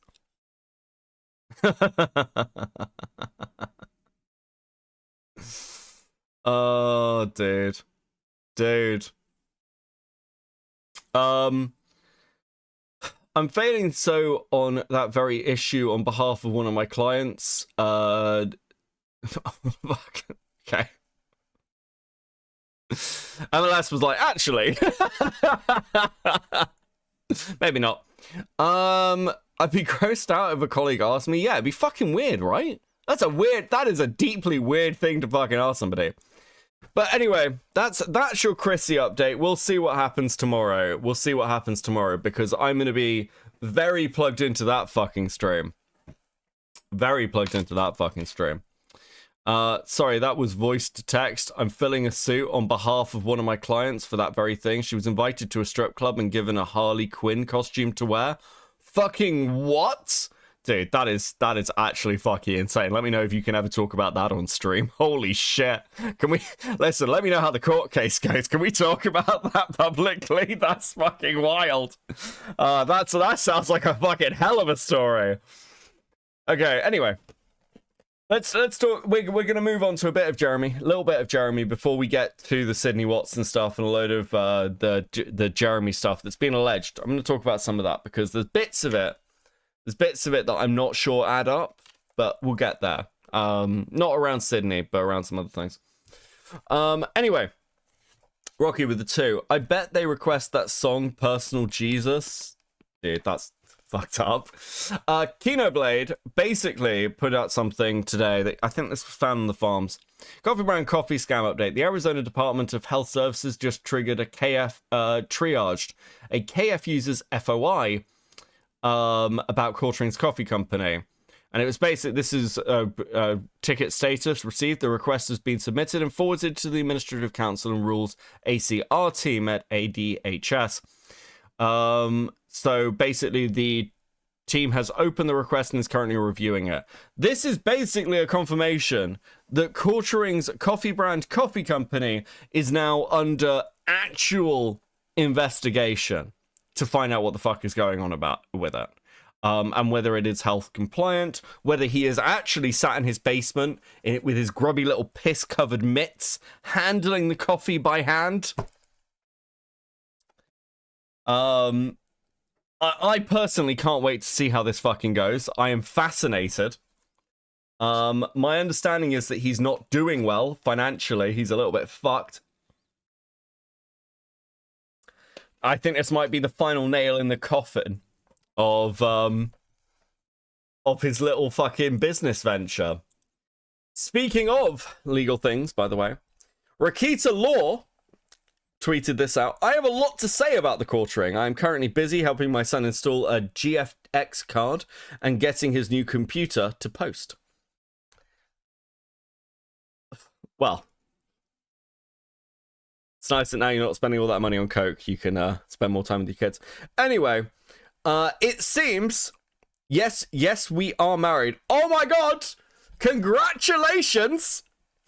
That took you a while to catch up. Congratulations! Listen, breaking news on the Cope and Seed stream. Andy Worski and Andy Worski's girlfriend, become fiance, become wife, are now married. Congratulations to you both. That's absolutely fucking awesome to hear. It's absolutely awesome to hear. I genuinely, what a nice bit of news to come out of this fucking story. Put congratulations in the chat. Wish the happy couple well. I hope when this is all over and like you've got some downtime, you guys have an awesome like honeymoon away and like get a little fucking holiday in. You absolutely deserve it. That's so fucking cool. Absolutely amazing. Please have a sticker. Actually, we'll do it this way. Please have a sticker for your marriage. Congratulations. Thanks to everyone. Sorry, I was seeing some losing in chat who's obsessed with Andy Lamau. Yeah, well, like loads of people have been wondering. There's like, is that a ring on Andy Worski's finger? There's no formal announcement. I'm treating this as absolutely breaking news. Absolutely fucking awesome. Thanks for the exclusive. Oh, dude. That's so fucking based.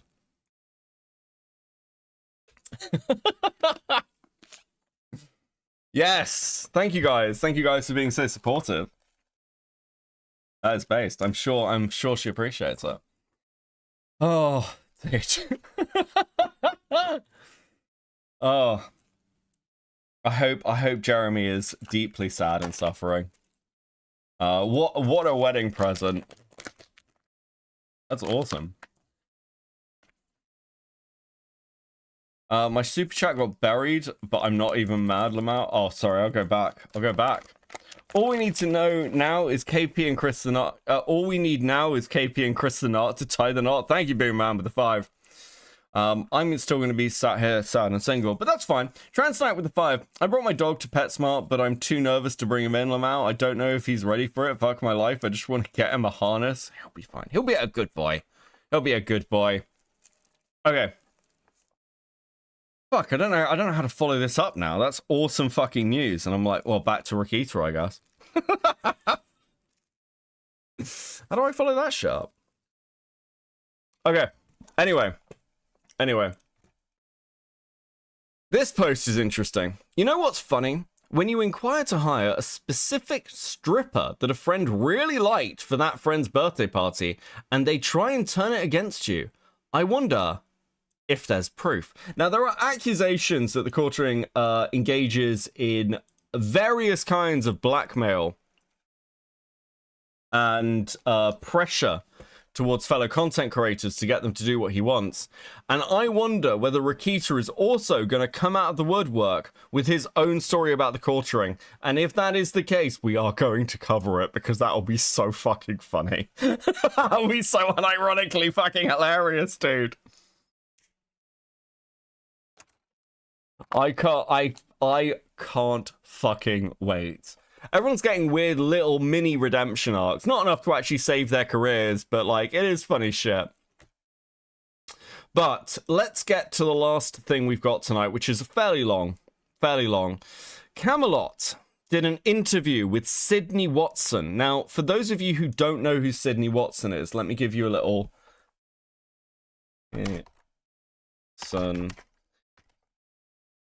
Jack Murphy. Sydney Watson has been fairly well known on the internet for a while. She got kind of like... She got a lot of shit during one particular part of her career when she broke away from the podcast. But she seems to have like had pretty good... I guess she seems to have had a pretty good return to form. And I really want to find where the fuck this is. Let me just find this. Because Sydney Watson's probably best moment is with Jack Murphy, ironically. I don't know if you remember who Jack Murphy is. Jack Murphy ran something called the Liminal Order. It was like a red pill kind of manosphere Christian conservative things. Christian conservative, like, we need to be traditional. And it turned out Jack Murphy was actually an absolute fucking freak who was shoving dildos up his ass and, like, prostituting his girlfriend. Absolute fucking weirdo. Absolute deep weirdo. So, let's have a quick look at this. Is laughing. Like, she'll be like, how is it then that if, like... Are we gonna do the ovens and the cookies? Yeah, thing no. She'll read, she'll read something so innocently. Long time viewer, but I finally able to donate live since my 5-week-old is sleeping. Time to watch the madness. Welcome in, and I hope your 5-week-old is doing well. Congratulations. Grizzly Bear with the 2. Brah, this is just Sector 2.0, I swear. Listen, we're having a nice resurgence. It's quite pleasant. I missed it. Please enjoy this sticker bowl. Thank you, guys. It is much appreciated for all the support this evening. And all the subscribers and all that shit. Dude, it's nice. So nice. It's been so good. She'll be like, we'll get there. But they're so good in Getter, they'll be like, I love carpentry. Oh, also Pinker with a 10. Beckett, you have 2 e-spouses. That is true. It's not true. It's not the same. I don't get any hugs and stuff. I need a hug. Building things. And I built a wood door for my shower, but the steam still got out while I was showering. How could wood keep steam in the shower and keep the gases in? And she'll read it and she'll be like, I don't know. Matt with some cheese with 2. Time for fencing practice. Wish me luck, Crabman. Enjoy your fencing and good luck. Maybe like she'll like respond. Maybe get like a different type of a glass door, and she just like moves on, and I'm just like, yeah, she doesn't know she's done it until she hears me and Elijah laughing. I'm like, she just like she does this, and I'm like, I am now officially concerned for my career. She reads this stuff. I love the foreshadowing. Oh, I'm really concerned now for my career, guys. This is the real warrior. Much like Chrissy's stream recently, this stream ended Jack Murphy's career. This, like, it is shocking how quickly someone's career can just implode. This is a classic fucking internet moment. And she doesn't know what she's reading, and she's Dude, trying to be you nice. could have warned. You could have warned me. Well, where would the fun in that be? Moments later. Anamorphosis says, Elijah, and I apologize for this in advance, Jack, asked Murphy about the article he wrote about literally cuckolding his wife. I wish I was joking. True alpha. Wow. True. Wow, you went there with that. I have absolutely no comment on that other than to say that whatever people's perception is about that, it's 180 degrees wrong. And spoiler, it was not. This guy was cuckolding it, like he was a cuck. And again, there are some very, very explicit pictures on the internet with Jack Murphy with a giant dildo up his ass. Like, I'm not going to sugarcoat it for you. This man, he's still around, by the way. He shaved the beard now. He does like televangelist stuff or some sort of shit, or telehelp or some shit. I don't fucking know.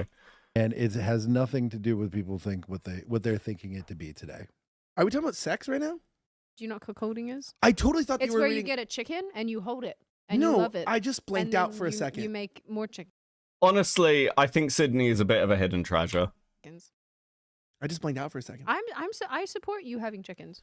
We I don't have kink chickens. shame. I like chickens. If you have a hen house, that's great. That's you should have your own eggs. Great. We don't supply, kink shame. Great for protein. More moments later. Mr. Dick and Balls says, "Hey Jack." See, that's what she does. She does this.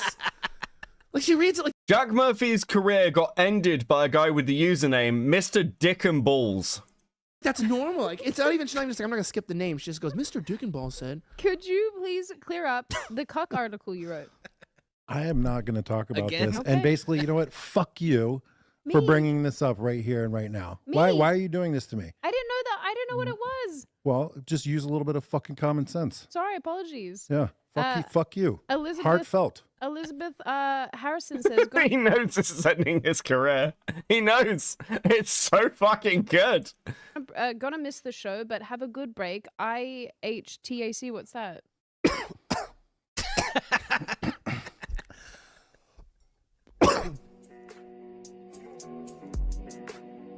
I just love the end. Watch this. Like, watch the way Jack just like storms off the fucking set.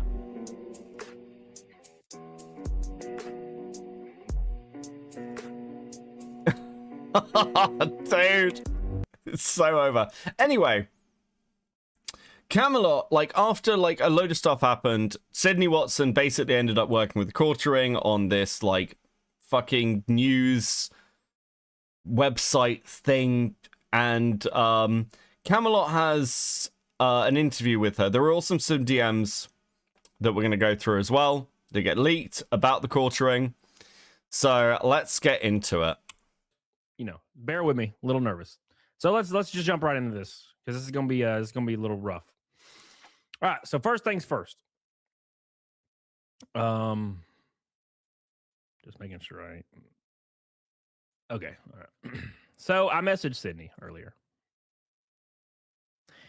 And I was simply, I had this idea. So here, let me tell you how this happened real quick.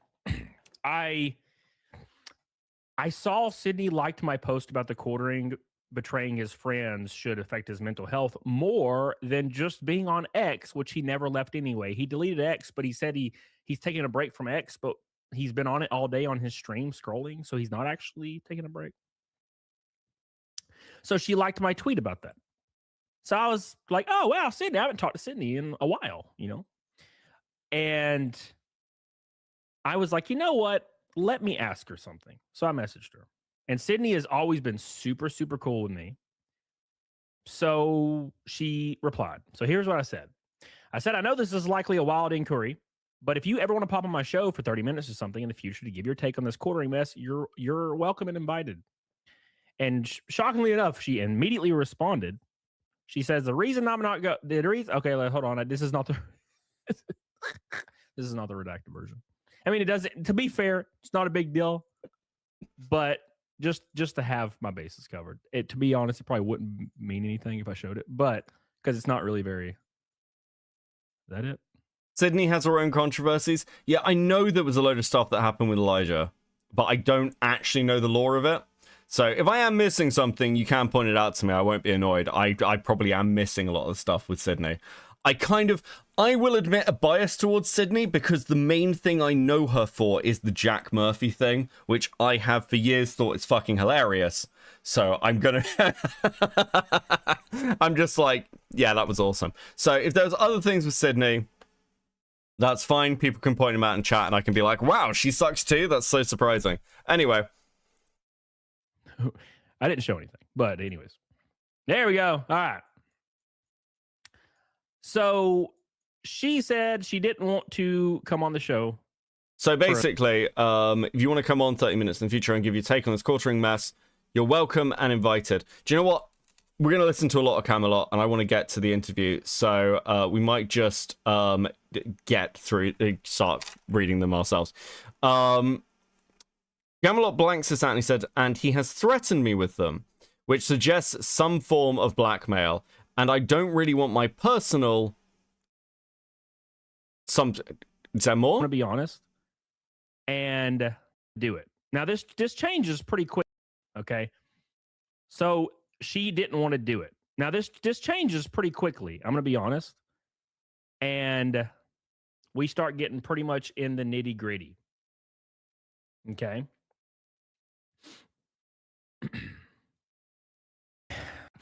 Okay.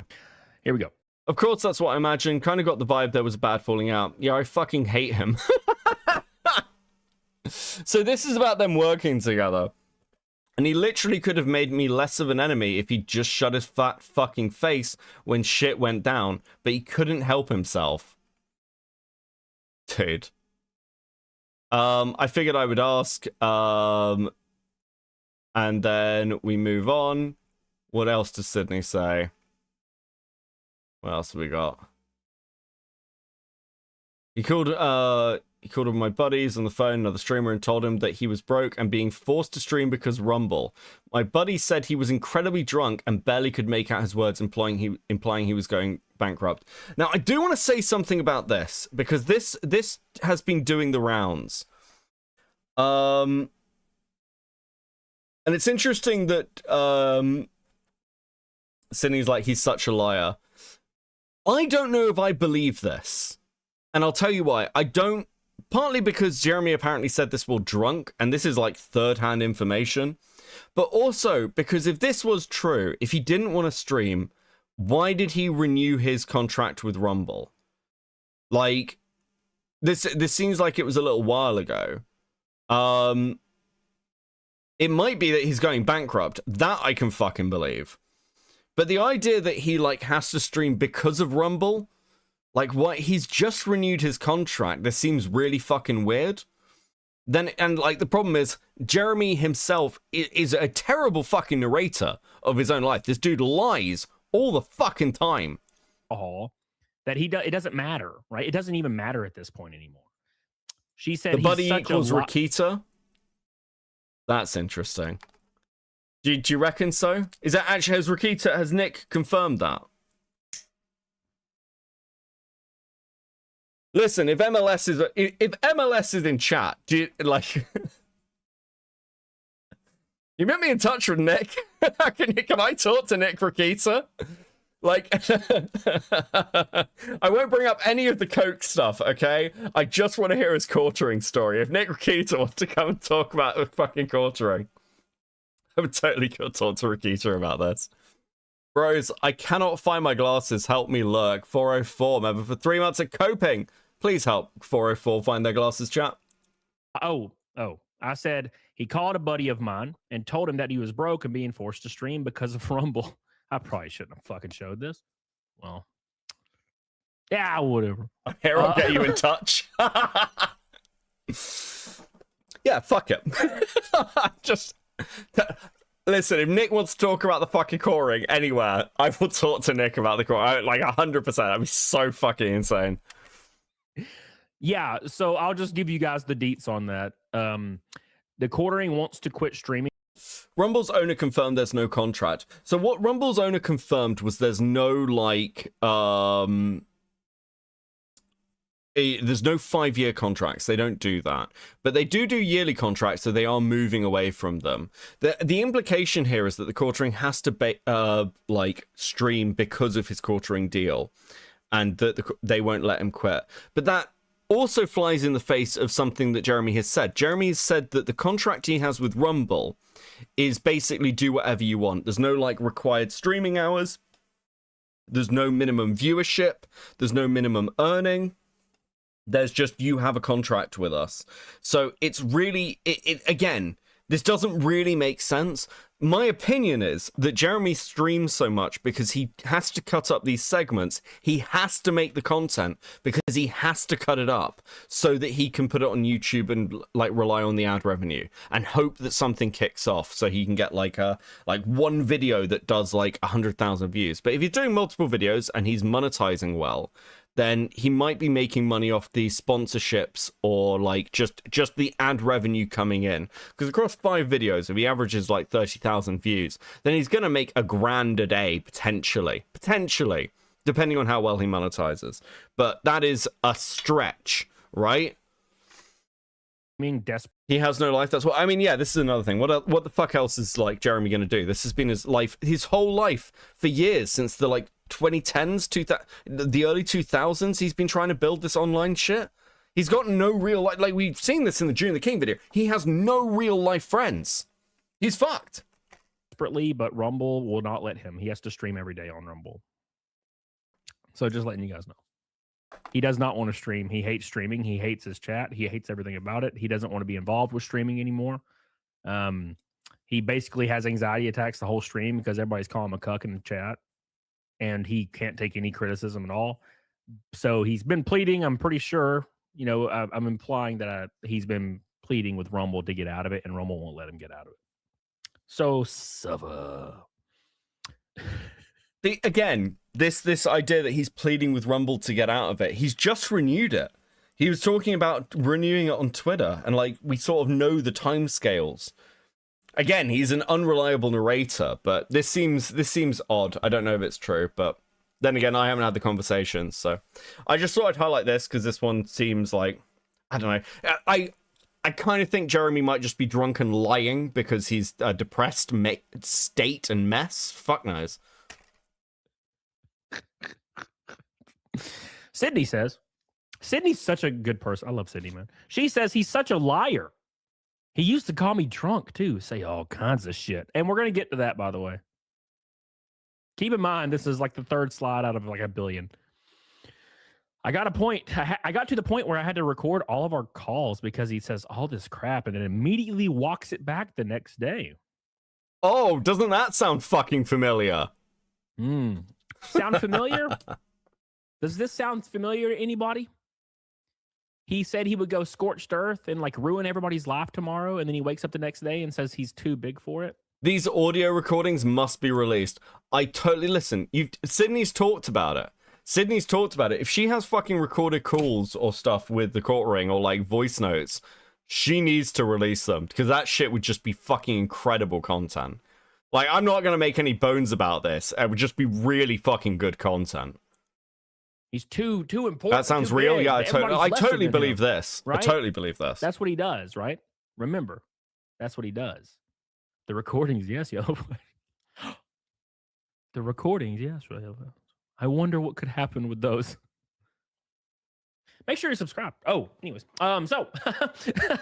so look, guys. I know I'm like kind of stuttering. I'm like really nervous about all this because it's just gonna keep getting more and more and more and more wild. So, Bearing, what's up, brother?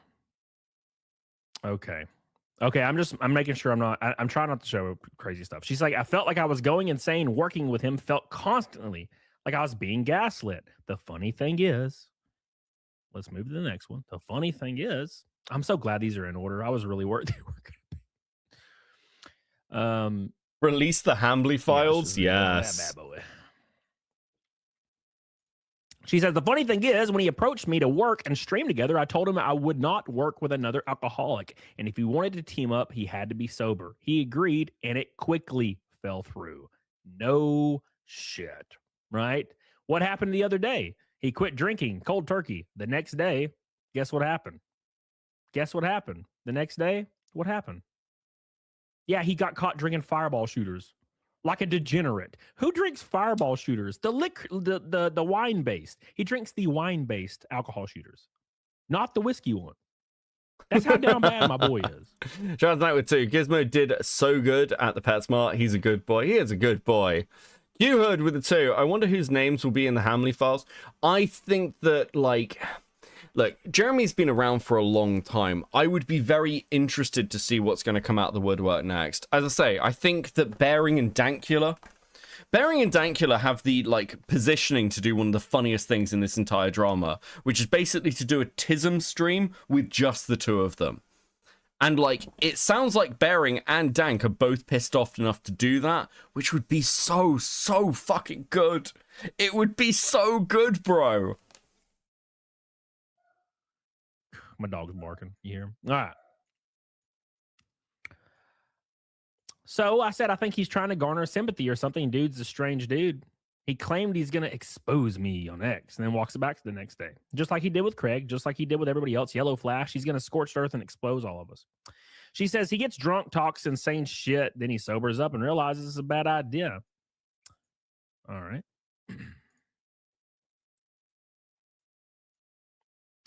All right. And I said, let's be fair, he deserves it. I posted the Ren Fair video because he struck my channel. I didn't realize that would go viral and he would get banned from all the Ren Fair entertainment. Funny, though. All right. She said, oh my God, I saw that. Well, maybe he shouldn't be a fucking predator. Problem is, if I say anything, his entire house of cards come down. I know some private shit about his personal life. That makes everything make sense. And because I'm not sure of how I feel about publicly exposing that, I've said, I know some shit about his personal life that makes everything make sense. Interesting, Sydney. What could you know about his private life? Is it that Jeremy Hambley, the Quartering, is secretly a fucking homosexual, and Kino Casino showed his Jewish boyfriend on stream, and it sent him over the edge and he just needed to have these channels taken down? Is it because he sucks Adam's cock? Is that the secret information, Sydney? Because I feel like we've gone over most of the other stuff in his private life, and I mean, I'm just spitballing here. I mean, I would never accuse somebody of being potentially a homosexual if they weren't, but I'm just saying, I feel like Sydney Watson may be the missing piece we need to confirm whether the Quartering is a flaming homosexual living in the closet and needs to come out. Adam has loved you for years, Jeremy. Adam's loved you for years. Isn't it time that you just solidified your relationship with him? Nothing. I said nothing. We're getting to it, boys. We're getting to it. All right. I know I'm having to work my way through these. Okay. Right here. I said he told me that normal people, the Ren Fair behavior was completely normal, and normal guys basically walk around filming women. I said, I guess I'm not a real dude. She says, no, they don't. What the fuck? And then she sparks out. This is something City does a lot, which I really enjoy. She just spams the keyboard. She's like, it makes me so angry.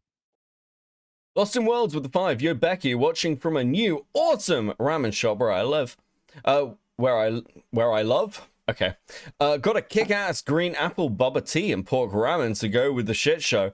Enjoy Lost in Worlds. I'm glad you are having a pleasant evening. Translate with the 5. I'll post a picture of Gizmo in the pet channel if you wanted a break from the absolute dude kissing chaos that is the Quartering. Thank you. Please join the Discord and go and check out the pet channel and many of the, like, we've got a whole art channel.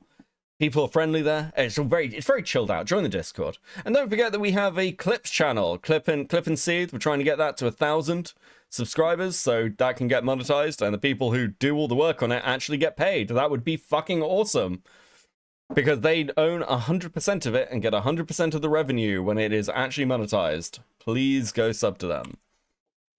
All right. Next.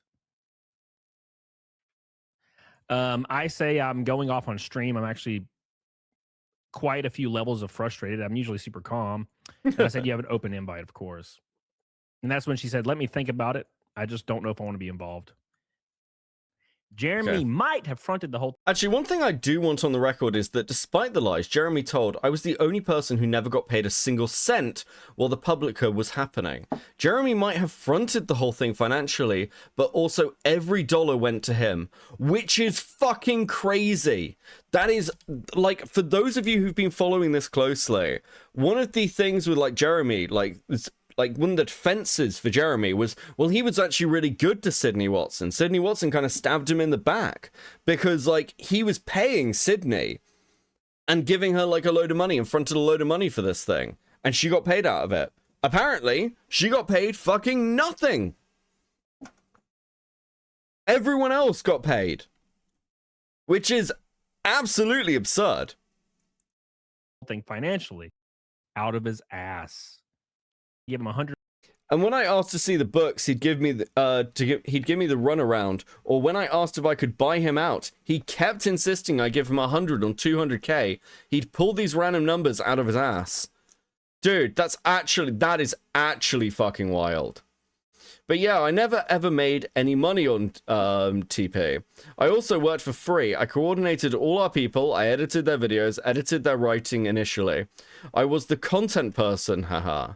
He contributed very little, shocking, but would call me and badger me about it all. Again, this is actually part of the record. I'd like that set straight because it is insane to me to suggest I made...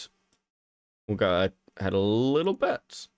It is insane to me to suggest I made 250k when I didn't see a single dollar.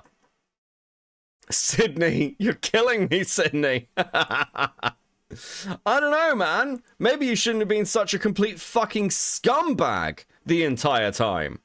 Part of the record I'd like to set straight because it is insane to suggest I made $250,000 when I didn't see a single dollar.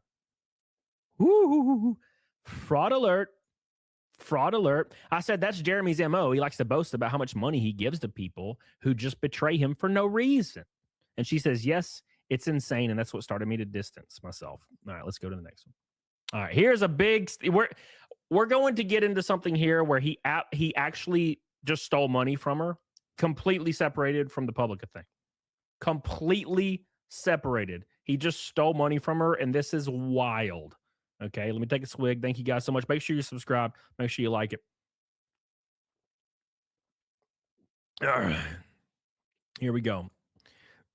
I don't know how this is legal, by the way, but yeah, he unironically stole money with her. Thank you, one in Pulse for 2,000 kicks. Appreciate you, brother. I mean, what are you meant to say to this shit? Like, because the idea that Jeremy has been potentially holding things against people to keep people quiet, absolutely fucking wild. I mean, if he stole money from Sydney Watson, if there is strong evidence of this as well, I mean, it really is like like, his biggest offense is that he's like nice to people and helps people out. But the most, like, this is a case where he may have actually fucked over Sydney, and Sydney has just been quiet about it for years. I hate how I can't see subs on Kick. Oh, I know. Bit. Trust me, Jesus, guys. 1,000 kicks. I love it. Buddy, I appreciate it. Blue. Don't do it, bro. Don't do it, bro. What caused me to start to distance myself and dislike him immensely actually had to do with my tea company. You guys ready? This is wild. When I read this, I was shaking with anger. When I was gearing up to launch, he said he would do my fulfillment for me from his 3PL. So we had a lot of phone conversations about costs, etc. He said he wasn't trying to make money off of me, and I said, great. Foreshadowing, everyone. Foreshadowing. Maybe we can help you get better shipping rates for your coffee with the increased quantity of shipments, including my tea. I don't expect people to make $0, but I understand business. I thought it was so cool he prepared to break even to help me. Like, wow, it's awesome, right? Anyway, didn't turn out like that at all. Without boring you with the detail, 3PLs charge anywhere from 50 cents maybe $1.75 per item, depending on what it is, to pack and ship. Usually it'll be $1 for the first item, then maybe 30 to 70 cents for every item after. So say someone was packing a 4-pack of tea, they'd charge $1, then say 50 cents 3 times for $2.50 for the whole package. 3PLs charge you for everything, including boxes. Ooh. Too late, Ram. Too late. Dude. Building the boxes and adding special things to the order, etc. We talked a bunch before we decided to go with Jeremy. And it was really because he was my friend and we had a handshake agreement that he wouldn't fuck me over. Well, it is Jeremy Hambly, everybody. It is Jeremy Hambly. Okay? Bro, has anyone other than Melanie Mack, I think Melanie Mack is the only person who's like stood by Jeremy, and it's because she is so fucking pick-me-brained that she physically cannot betray him. Physically cannot betray him. She cannot bring herself to do it. Apparently, every other person that Jeremy has interacted with has had such a deeply negative fucking experience with this freak. It is actually infuriating. And when I started covering this drama, I was like, yes, okay, it's been years of watching the quartering survive when he never fucking should have done. But now we're at the point where I'm like, bro, how were people letting this guy survive for so long? Shouldn't there have been a fucking like group of like, God, we hate the fucking quartering years ago? Shouldn't there be a group chat, the leak? Of just like, fuck Jeremy group chat? I'm generally interested in seeing if Diesel had any insider take on this, since he makes tea and coffee in a similar way to Jer. Yeah, I mean, I should ask him about it, because he's got mana potion, hasn't he? Keep in mind, I want you to see this last sentence right here. We agreed on $2.50 a box. How much does anybody in the chat predict it ended up being? Okay, let's play a game, chat. How much do you want to predict that it ended up being? The prediction is $2.50 a box. Okay? I reckon it's going to be like, I don't know, $5? Like double the amount, maybe more? Maybe more, maybe $7.50? I don't know. I haven't pre-watched this. I've got no fucking idea. I'm just trying to think off the top of my head. You guys think 10, 12? If he's such a scumbag, say something, but apparently some right-wing content creators are so desperate for a clique, they support the scum, yeah. $4.80, $8, $2.50. Gotta be 10 at least, 8 at least. Okay, let's find out. Jeremy Hambly is somebody you have to have a contract with. Jeremy Hambly knows this. So Jeremy Hambly will openly manipulate you, right? A lot of you are getting really close in the chat, actually. A lot of you are way under. Woo! It's crazy. Jeff, yeah, you're under. Jeff on the road. How you doing, Jeff on the road? So, what did Jeremy Hambly say early on in his career? In a very, very, very early YouTube clip, he said he was extremely good at sales, manipulating people, and tugging on heartstrings. Oh, God, yeah. Remember that? Yeah, he still utilizes this shit to the day, right? So here we go. We agreed on $2.50 per box. We took this to mean per completed box. He ended up charging me $2.50 per item. Oh, shit. Per item. Oh, what fuck. if there's 10 things in this box, dude? No what if there's fucking 100 shot. boxes? The quartering just makes like 10 grand for free. He was charging her 5 times more than he agreed, depending on the quantity. Jeremy Hambly is supposed to be her friend. Sapient with the 5. It really pisses me off that all these creators claim to be against degeneracy while covering the shut up or participating. Utter hypocrites. I mean, like, this is part of the problem, right? It's like, you sort of have to police your own space to some extent. You have to. This is like the fucking, what the fuck was it called? The fucking skeptic, social media thing that got promoted that Harmful Opinions outed.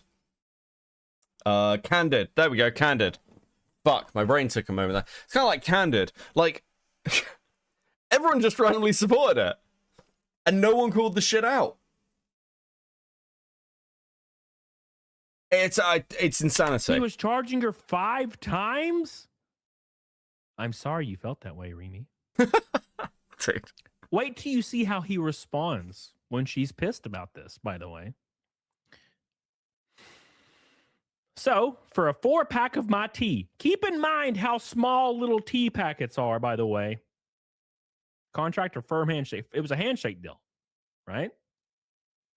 You know Jeremy insisted on a handshake deal. You know he did, because he intended on completely destroying her. Because that's what he does, dude. The homie tax. Yeah, the homie tax, where you get completely raked over the coals. Absolutely So 4-pack fucking of tea, gross, bro. that was just $10. $10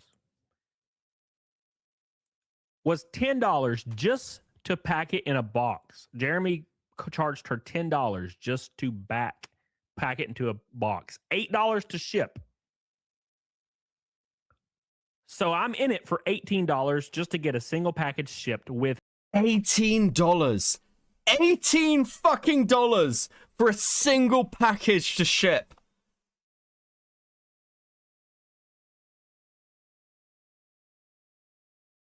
That is fucking extortionate. Oh, why does everyone keep stabbing me in the back? Why does everyone keep abandoning me? Why can't I keep any friends? You fucking scumbag.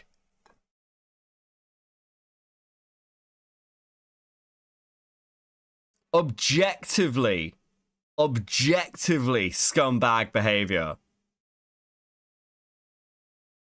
No one has asked which AI they use that data in. Like 404 with 2. Dude.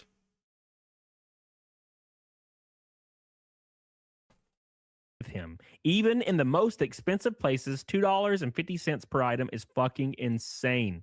His dudes get paid $15 an hour, so 1.5 of my boxes would pay for one of his guys' entire hours of work. Vessel, is this before or after tax? Fuck only knows. Everything else is eventually just profit.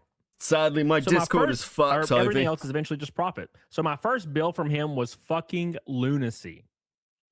And it was my entire profit margin. Yeah, no shit. The whole profit margin. Now, I want to give you... I'll be honest with you. Is that not running at a loss? How are you paying 18 per box and not running at a fucking loss? Guys, some context here. This is the financial fraud robbing part of the DMs, by the way. Just letting you know, there's multiple. And it was my entire profit margin. When I asked him about this, he said, you should have structured your business better. You just didn't realize what you were doing when you went in business with me, Sydney. That's what he was meaning. Well, you shouldn't have partnered with my dumb ass, Sydney. Should have done better, Sydney. Why? Because Jeremy is a god. Jeremy, no, he is a business god. Keep in mind, he's a multi-trillionaire business god. He's Elon Musk. He's the overweight, bald, smelly Elon Musk. Right? So he's like, oh, you know what, Sydney? You just suck at business, and I'm a god. Is Jer trying to make a fucking pyramid scheme? I mean, no wonder this guy is going fucking bankrupt. No wonder if this is how he runs his fucking businesses. What a dodgy guy to get into bed with. As Adam well knows. God, and I robbed you. Jeremy a millionaire? I mean, here's the thing. Jeremy should be a millionaire. Because Jeremy has easily made millions doing this. I'm not kidding. Like, some of the income on his channels, across the platforms, is fucking crazy. And he has pissed it into the drain in his basement, seemingly. This man should have, at this point, generational wealth. He should have enough money to never work a day in his life again. But he has pissed it into the drain. You good luck. You're a dumbass. That's what he's saying. That's what he's saying. That must be the only that might be the only honest thing he's ever said. There was no negotiating with him either. His attitude was basically suck it. So I pulled my product. He so kindly offered to pay to have it. Oh shit! I might have to go back and hit show more on this one because I might have not done that for the thing. Yep. Hold on. Give me 2 seconds. I'll just read it to you because it's like. But my question is, what kept us silent for this so long? I'm not trying to victim blame, but was she scared what would happen if she spoke out about this? So the first DM Camelot shows, he censors the very first DM, and it does seem like the quartering has something on Sydney. There's a potential that he has an NDA on her, and she's worried that he'll sue her. 2 seconds. I've never seen a message say show more. That's just speculation on my part, by the way. Of a DM. I was confused. Oh, I'm passing some crazy shit. All right. So he said you should have structured better. There's no negotiating with him. He said, suck it. So I pulled my product. He so kindly offered to pay to have it shipped to Texas. I think he paid half, but it cost me thousands of dollars to get it back here, and he crippled my fledgling business all so he can make a few extra bucks. All right. It was sensitive information pertaining to the woman she's in a legal battle with. Interesting. There we go. Now we're caught up. My cat's fucking freaking out, brother. Jeremy threatened to hold her over Sydney's head. Is what I said to respond. I said, what the fuck? All right. She says, I know this is boring, but it started me on the wow. This is the first instance that Sydney was like, wow, actually, this might be a very bad person I'm dealing with here. This is a very bad person I'm dealing with. That's what she's saying, you know? She said, I started to withdraw from him. She's like, I'm so glad I do my own fulfillment. I love writing little cards for people. I like to add freebies. I love the positive feedback I get from customers, but he fucked me. Okay. I want to get ahead to some of the other stuff. And I also the fucking interview. I really want to get into this interview. So, he once called me the cuck destroyer, and I don't think he realizes how true that is. My fucking god. Okay, look, again, I have not pre-watched any of this. I've got no idea what happens in it. I don't know what's said. It's long. It's long. We'll see how it goes. How long is this? It's like an hour. It's like an hour. Okay. So let's get into it. Let's get into Camelot's interview with Sydney Watson. This should be fucking good. Yep. Okay, I'm sorry if the noise is a bit wonky. I pace because I'm stressed out by all of this. I just want to clarify a few things because I've been watching along.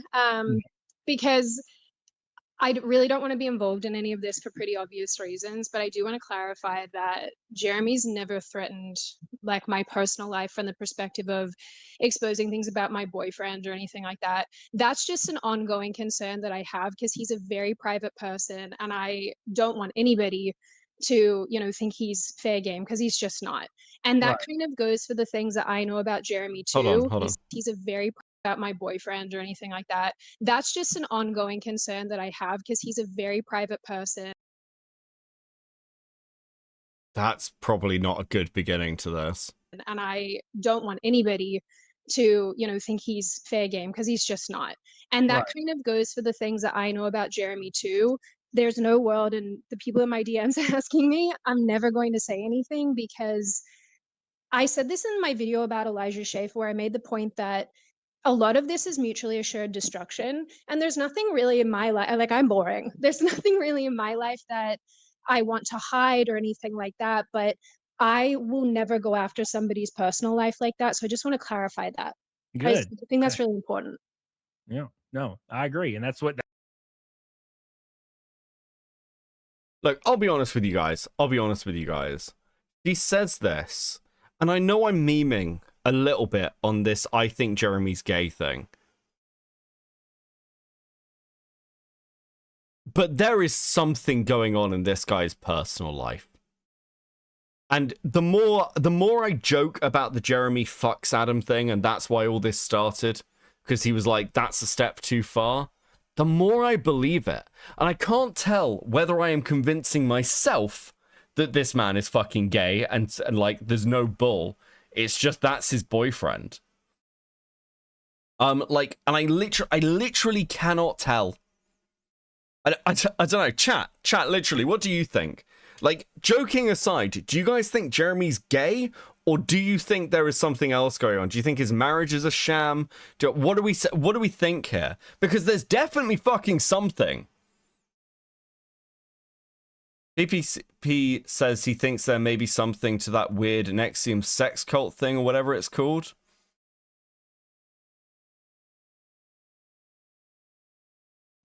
It all fits. He's a bear. I feel he's closeted gay. Maybe he's bi. An insecure gay man who has reminding people he likes boobs. Yeah. Wife is a beard. I really, there is something here. There is genuinely something here. And I want to know what the fuck it is. Okay? I'm very, very invested in finding out what the fuck is going on in this guy's life. That's how it should be. You know what I'm saying? You should always kind of leave that off the table. And, you know, that's why I think people are calling Jeremy a hypocrite, because Jeremy seems to be going around and doing that kind of thing behind alts, or when he gets kind of, you know, messed up, like at night on a Friday or Saturday and whatnot, which you have a lot of experience with. Yeah, I So, do. yeah. I mean, and like my motivation here is, and I think people sort of misunderstand, they think that it's a pile-on. And for me, I think having to deal with two of the same kind of man back to back was pretty awful. And granted, I put myself in that situation. I didn't correctly read the room.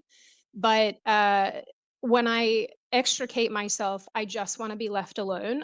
Hopefully Rackets delivers. Yeah, listen, I wonder whether Rakita might be like, because Rakita does occasionally just go fucking crazy, and he's like, nah, do you know what? Fuck it, I'll pull the pin out of the grenade.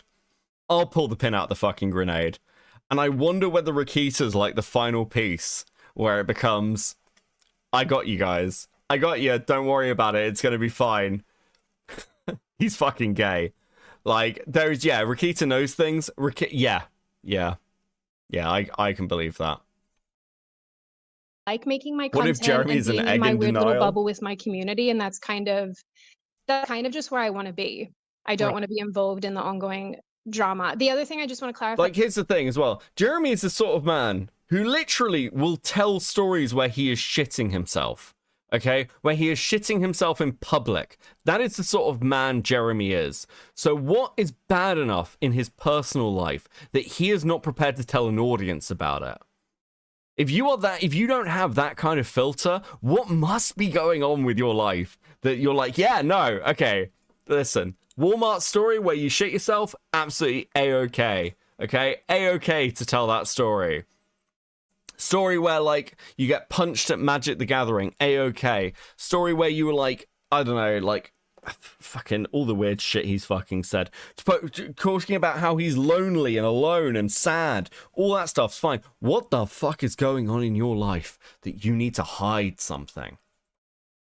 too, is I don't know if Jeremy's product is drop shipped. I can't speak to that. What I meant is that I do all my own packing. He doesn't obviously like touch the product going into the bags or anything like. God damn it, Sydney. You ruined my Jeremy packs the coffee with his piss-filled hands theory. Sydney, I thought we were on the same page. Fuck. Like that. He has employees who do that. Whether or not they work directly under him, I also don't know. So I can't comment on that. I'm not going to, because I just don't know. Okay. Yeah, it's that's what the chat is like. They're like, oh, it's drop ship. Oh God, Jesus. Everybody's waiting, you know. I don't want to give anybody any ammo saying that I lied or I said something that, you know, could be misconstrued in any way. So I just want to clarify a couple of things. And the last thing is, yes, I did record conversations. It's obviously so taboo in our industry to do that. Again, these are not things I'm going to be putting on the internet. They were for me to listen back to because he made me feel crazy. Right. So it was just a thing where I was like, oh, this guy's saying one thing, you know, on an 11 o'clock call at night when he's drunk off of his head. And then I'd be like, wait a minute, you said all this stuff last night. And then the next day he'd phone and be like, I never said that. And so I just felt like I was losing my mind. So like what kind of stuff would he say? Would just like business stuff or Yeah, so with the business, he would call me and he'd be like, you know, you got to buy me out and you owe me all this money. And at the time, I was in the middle of a lawsuit, so I hadn't really been working a ton because also I was working for free on the Publica and trying to get that up and running. And obviously, the way that that business played out wasn't awesome. And there's definitely some culpability on my end with how things went. But he would call me and badger me about it. And then the next day, I'd be like, okay, well, you know, you said all this stuff yesterday. He takes Adam to a Christian strip club called Oranges. It's all connected. Raso Fred with a 5.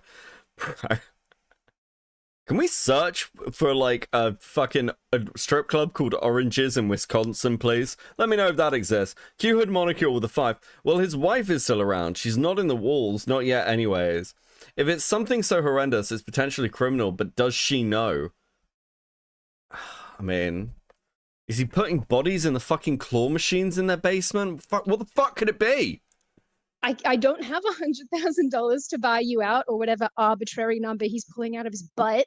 But then he would say, oh, I never said that. And I really want to do this with you. And it was very confusing. And I always felt like I was being gaslit. yeah. And that's what he does now. He'll have a crash out on Twitter and then just delete everything. And We sure the wife is still around? I believe so. And the reason I think the wife is still around is because you can see the flight paths and she seems to be starting her flights in the general area. Yes, Teddy, what's up, buddy? I guess he does. That's what my theory is. He just doesn't remember the next day, I guess. I don't know. You know? Yeah. It's Yeah, very I mean, there was just a lot of weirdness that went on. And the thing was that I went from working with an alcoholic who was always drunk to working with another alcoholic. And I was just like, hey, I get it. Everybody struggles with these things or has a thing that maybe doesn't work for them. But if you want to work with me, this has to stop. Because I have a weird history around alcohol. It stresses me out. I don't drink. And just, you know, having to deal with somebody who was calling me absolutely off his head always made me really uncomfortable. And I was like, dude, get it together. Especially with him like tweeting at people. I'd be behind the scenes like, hey man, I think you should lay off. And the worst part was people have always treated me like his keeper. They DM me behind the scenes and say, hey, can you, you know, get him to stop doing this and that? And I'd be like, this is a freaking 40-year-old man, guys. Yeah. Like I'm not his keeper. So yeah. Don't drink and tweet, kids. So his drinking deal, this it's been a while since you've been separated from this whole deal, right? Yeah, like 18 months. And that's why I don't understand when the Publica ended. And again, things got ugly. It wasn't good. I freely admit that. Maybe one day I'll talk about it. But yeah, things were not great. And then he, after that, just started talking Right with the 2. Christian Strip Club would be an awesome band name. True. insane amounts of shit about me. And a lot of it was so untrue. Like when you told me the $250,000 thing, that's what sent me into orbit. Because I was like, that's insane. That's what he's repeating. Yeah, Jeremy has like I told you the message. Jeremy has this thing where he'll just like, dude, I mean, again, I totally believe this because this is what he did to Bearing and Dankula. He was trying to gaslight both of them that the channel had been deleted because of haters. And they were like, no, it hasn't. What the fuck are you talking about? So the idea of Jeremy getting really drunk and doing insane shit and then lying about it later is very, very, like, on form for him. brag to the public about how much money he gives to people just out of the goodness of his heart, and then they just betray him. They betray him. So let me clarify on that. The only time Jeremy ever paid me was when we were doing streams together, and he would give me half of whatever super chat money was left after YouTube took its cut. That's the only time. And when the Publica was happening, there was actually one payment that he quote unquote owed me. And I said, hey, you keep it, you just roll that back into the business. That's the only time he's ever paid me. I never made any money from that enterprise, but that's okay, right? Because when you're growing a business, typically you're the last person to get paid. Right. Exactly. But to make it sound like I made out like a bandit is insane. I didn't know that. And that is staggering to me. Yeah, I mean that's what I think he has said this multiple times. Like it just he keeps saying it. He keeps saying it. He does this with a lot of I'm not women surprised she's pissed. specifically. Like there's Trillium Girl in that June documentary. He gave her like $1,000 and all this streaming equipment. I don't know the details, but he apparently gave her all this stuff. And like, is that common? Is that something he does with like a lot of people, specifically women? He just like offers to give them money and help them and finance their stuff. Like, is that a thing? I can't really speak to other people's experiences. I'm not sure. At the front end, I think that he definitely wants to be a nice guy. He wants to be your friend. He wants to be helpful. And, to his credit, he gave me a ton of great YouTube advice and he would help me with titles and thumbnails and all sorts of stuff at the front end. But I think that over time it gets really sour. And that's kind of what happened between us. The tea thing obviously was a really big turning point for me.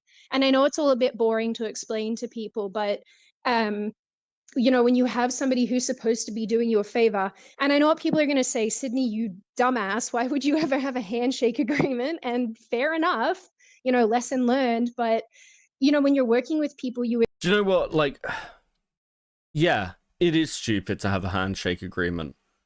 But when you are friends with somebody and you've known them for a while and they're like a decent person, you do trust people.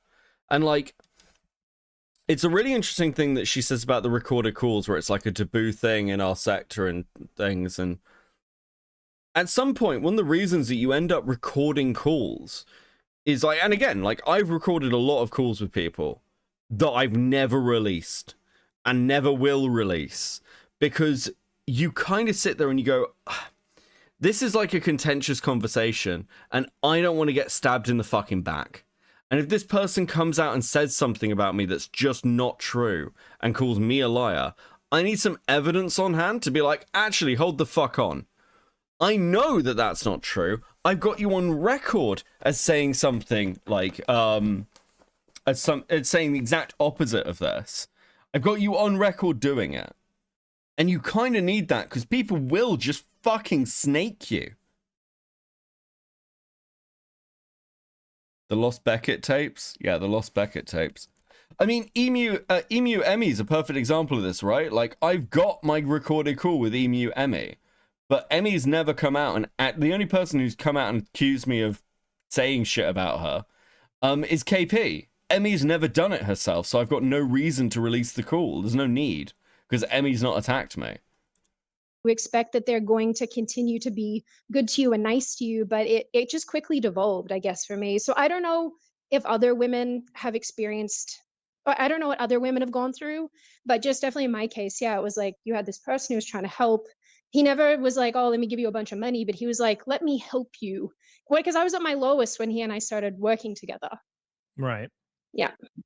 So isn't your agreement with the Clips channel guys basically a public handshake contract? Yeah, pretty much. I mean, nothing's in writing, right? It's just you guys run the channel and you guys own it. But I suppose, like, again, I view this stuff as like, I don't even take a paycheck out of the channel at the moment. So, you know, my agreements with Jenny for a long time were kind of handshake agreements. We've been friends for a long time, so you just trust people. And, like, either one of us could have fucked over the other at certain points, and you just don't. But the safe thing to do is have everything in writing. Other show had just fallen apart. Right. And then you decided, so like, was it after the tea or the public thing? Like, what was the catalyst for you, like, separating your show from Jeremy? Because it just ended, right? So, like, what was the catalyst?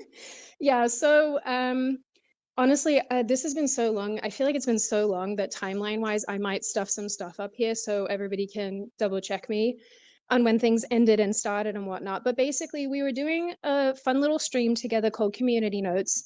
And I think because it wasn't generating as much money as he liked, NLS, you're not paying the Clip channel guys, they just get the money. Yeah, once it's monetized, they own everything on it, and they'll, like, earn the lifetime revenue from it.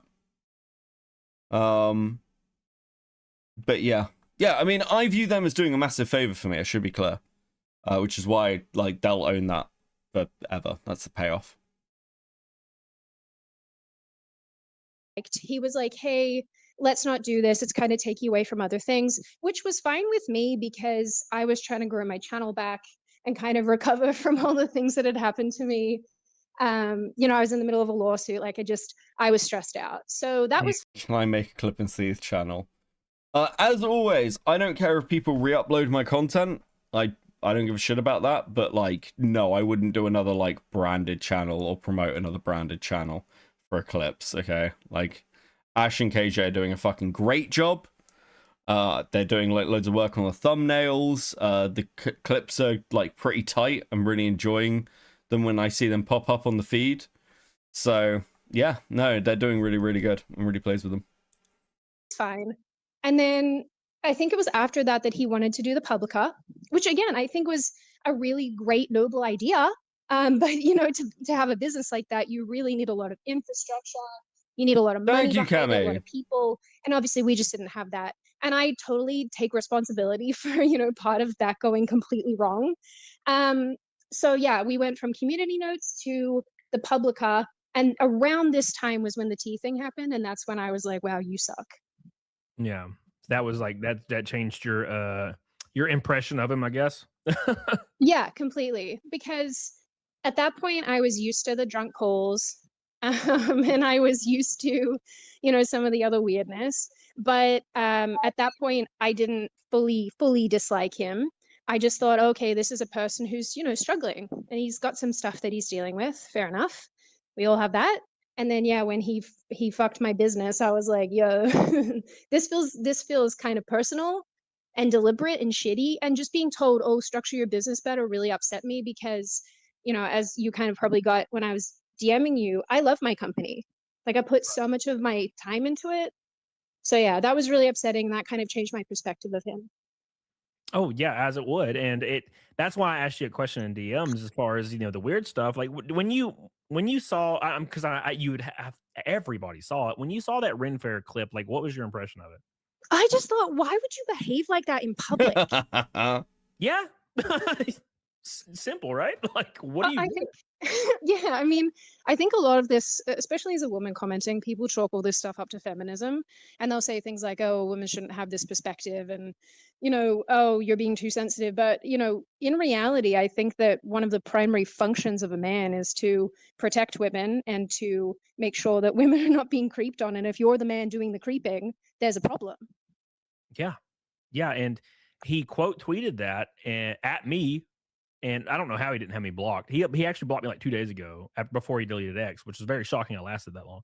But when he quote tweeted at me, he said it was just normal banter, normal behavior. And I was blown away because I've never in my life wanted to follow people and film them. And, you know, No, that's odd behavior. That's bizarre behavior. yeah. And like, that's why I asked you, like, is when you were around him personally, I mean, does he act in a way like, especially when he's drinking, like, because you went to probably like some or meetups or whatever, like conventions together and did some events together, like, was there ever any air of this, like him being weird as hell in public or anything like that? No, not to my knowledge. The only incident that really stands out to me, you got to remember, it's been a couple of years now, but the only incident that really stood out to me was the one where we go into a bar, a big group of us. I was Right. chatting to a bloke that I ended up Okay. dating. Right. He and I just met that night. And yeah, on the way home, Jeremy was telling me that he's going to beat this guy up and he's going to fight him. And I What? What? Hey, Sydney, you met this really nice guy. Met this really nice guy. I'm so happy for you. I'm gonna kick his fucking ass. What? I was like, what's giving you this indication that you're going to fight another man to, I guess, for me, like not for me as on behalf of me, but for me as in to conquer, to take the woman back to cave. Like that was the vibe.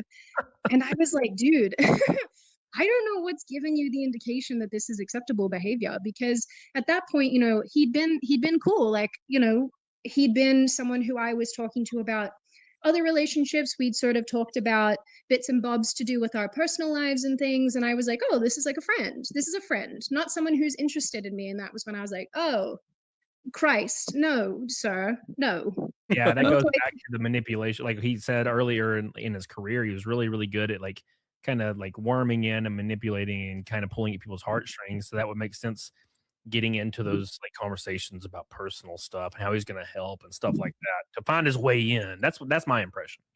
Yeah, I mean, I don't know what the motivation was or whatever, but this is also before all of the super awful crap went down. So, like, as in with my show ending and what have you. So, I don't know. Perhaps I'm naive, and I hate to admit that, but I think in some ways I'm a bit of a dum dum when it comes to these interactions because I go into it thinking, oh, we're cool, we're fine, we're mates.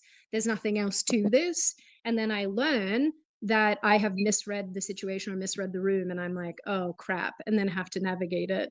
That was definitely a really, really weird situation. This is bizarre. He's married. And like, Sydney's a woman. Like, if Sydney was a guy and Jeremy was trying to fuck him, I'd understand. But Sydney's a woman. Like, is it just extra bit? This is really fucking bizarre. What the fuck is going on? And I just was like, I mean, okay. And I mean, when I dropped him off at his hotel, I was just like, get out of my car, please, get out. This is so weird. And I was so uncomfortable. And then, yeah, that bloke and I went on to date for a little bit. And then I met my now boyfriend. So, yeah. Right. And then after that, now is this before? I mean, you said this was probably the first instance. So, like, he would, like, drunk call you and say, like, kind of weird, strange shit or text you weird shit? Yeah. Yeah, I mean, I think the drunk calling was really from day one. And again, like, I'm not gonna come down like a ton of bricks on this dude because so many people have problems with alcohol. And Yeah. I think that, being fair to just humans, if someone's dealing with something and they're not ready to deal with it properly, yeah, substances play a huge role. I don't like working with people who have substance problems because they almost inevitably cause problems for you and for everybody around you. And so I knew when we started working together, you gotta remember, so I met this dude maybe in 2020 or maybe 2021, I'm not sure. So we met and then we were cool. He hit on me. It was whatever. I was like, all right, I'm going to let it go because you were trashed. So let me let that go and I won't hold it against you. We've all done stupid shit when we've been drunk. And then when my show ended, so that was 2022, beginning of 2022, that's when he Copency, is your gay fanfic culturing based entirely on the story of him being trapped in a bathroom with a guy in a puddle of shit? No, it's based on the fact that, and I will repeat this as many times as required, it is based on the fact that people have been saying that the culturing is a cuck for years now. Years. And they've been mean to him, they've been like aggressive with him, he's been a joke, and he's never done anything. But when Kino Casino put up a picture of the Jewish bull, that's when the culturing started actually going after them. That's when he started flagging channels, seemingly. And I think that is because this guy's apparently been close to Jeremy for 10 years. I think it's because Adam, this Jewish, the Jewish bull, is actually the culturing's boyfriend. And the culturing was really upset because Andy Wolski and PPP went after his partner. That's what at this point, that's actually what I genuinely believe. I think Adam is like incredibly close to the culturing, and that's the reason he started striking them. That's what finally tipped him over the edge. came along and was like, hey, I've let's always work. considered my alcohol intake a net positive based. Beckett, you don't get it. If he fights the other man, he'll get to touch him. He's mad the guy is talking to Sydney and not to him. True! Together. And because I'd seen how he is when he's drunk, and he's drunk a lot, I was like, hey man, if we're going to do this, I really need you to sober up. And I really I really wanted things to work out because that was like my absolute lowest as a person. When my show ended, I felt like a massive failure. Yeah. And I thought that I just was so sad, I just was so sad. And so I thought, great, this is another opportunity to do something that's going to be fun and a lot less pressure and hopefully just a better environment for me. And then it was just more of the same shit on a long enough timeline. And I hate that because I don't want to be an e-person who leaves this like string of drama and bodies behind me. I want to be the unproblematic queen. Okay, that ship might have fucking sailed, Sydney. That ship may have sailed a long time ago, Sydney. What do you mean? That's what I want, and I can't have it because of my stupid decisions. So Jeremy. yeah. I don't know if you can divulge it, but Yellow Flashes, my boys in the chat. Do you like? Okay, you've probably seen the crazy shit, and it's a meme, right? It's a meme that's likely true. But do you know anything about this weird situation in his personal life with this bull guy? I Hold on. Okay. Okay. We need to listen very carefully to this. About this weird situation in his personal life with this bull guy. I don't, and I think, like I said, this to me is the sort of territory I don't want to get into because Alright. as much as I don't like Jeremy and I think he's a I don't, but I don't want to get into this territory. That's very interesting. If you don't know anything about it, why wouldn't you want to get into this territory, Sydney? I know it's personal, but if you don't know anything about it, you can speculate, right? Listen, I know I'm putting on the tinfoil hat. I know I'm fully tinfoil hatted here. But being like, oh, I don't know anything, but can we please not talk about it is, I don't know, suspicious to me. Because I think he's his boyfriend. butthole, and I know he's gonna, like, I'm gonna just say this ahead of time, he is going to lose his shit about me saying any of this. Coping about what? Being rich, cool, and smart, lol? Thank you, not Jeremy Hambley. Thank you for the 2. Much appreciated, not Jeremy Hambley. Thank you. Please enjoy this sticker. Thank you. Guys, you have been very generous tonight. Much appreciated. Let's go. And like, as soon as you started this stream and I was tuning in, I was like, oh, I'm fucked. Like, I'm fucked. And so I know, and it's probably going to be more of the like spurging out and the lying, and I know he's got DMs that someone else sent him, private DMs of mine that I had with a former friend that she sent him to get at me, and I know that he's going to probably post them, and it is what it is. And I don't mind explaining if that happens, and I don't mind owning crappy. That's my dog. I'm sorry. She's singing you all the song of her people. Yeah, I don't mind explaining things because, like, I'm not infallible. I've done dumb crap that I'm not proud of. But when you read private DMs without context and things, people then make their own decisions about what happened. So I don't mind. Like, I'm not trying to hide anything. But as far as getting into his personal life, I'm not going there because I just think that's shitty. Like, other people can speculate, but for me, because again, like, this is a person I was friends with. Do I know things about his personal life? Yes. Does he know things about mine? Also, yes. And so I'm just, yeah, that's like a bridge too far for me. Okay. And what is your, after everything that's happened? I mean, you sounded pretty like conclusive in DMs, but I might as well just ask, like, what is your impression of Jeremy Hambley now? I really think he's one of these like nice guy TM people who swoops in when people are at their absolute lowest. Like, if you look at his progression of quote unquote co-hosts, they're mostly women or mostly people who he scooped up when they were having the shittest time of their. That is so fucking true. That is so fucking true. Like, when you look at Melanie Mac, that is so accurate to Melanie Mac. And other people, like, yes, when people are at their lowest point, that is when Jeremy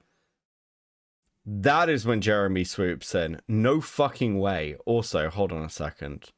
What?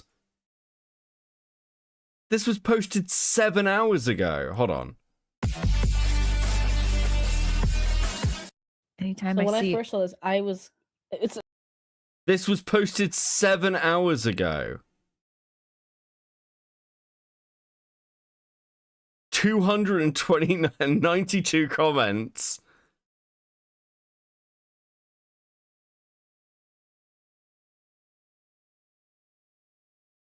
Because he did nothing wrong, dude. I went down with the welcome to.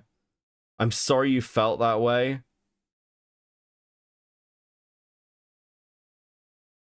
Oh, dude. There's no way she's not deleting comments. Did you catch her saying he's going to lose his shit right after the bull question, her non-response? Yes, actually, you are right. You are right. I have loved the stars with the 5. Thank you very much. Bro.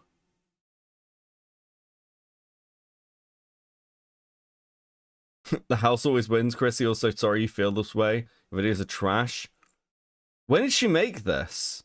Hold on. Democracy Manifest and his succulent Chinese meal news report 1991. Is this in New York City? Enjoy your you get enjoy your succulent succulent Chinese meal if you're breaking the law. Anytime I try to do an Australian accent, it devolves. What the fuck is that? Why would you post this 7 hours ago?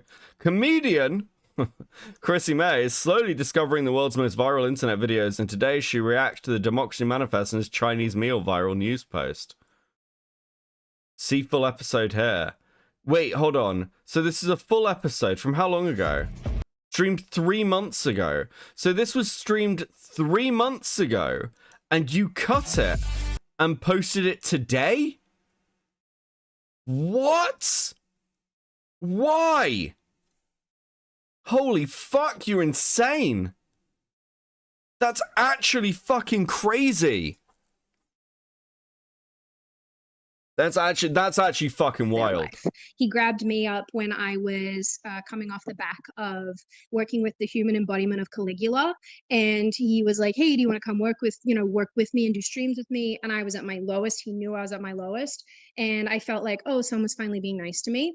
I think you can probably say the same about some of these other women that he's worked with. You know, getting fired by Tim and turfed by Tim, and he came along, was like, "Well, let me save you."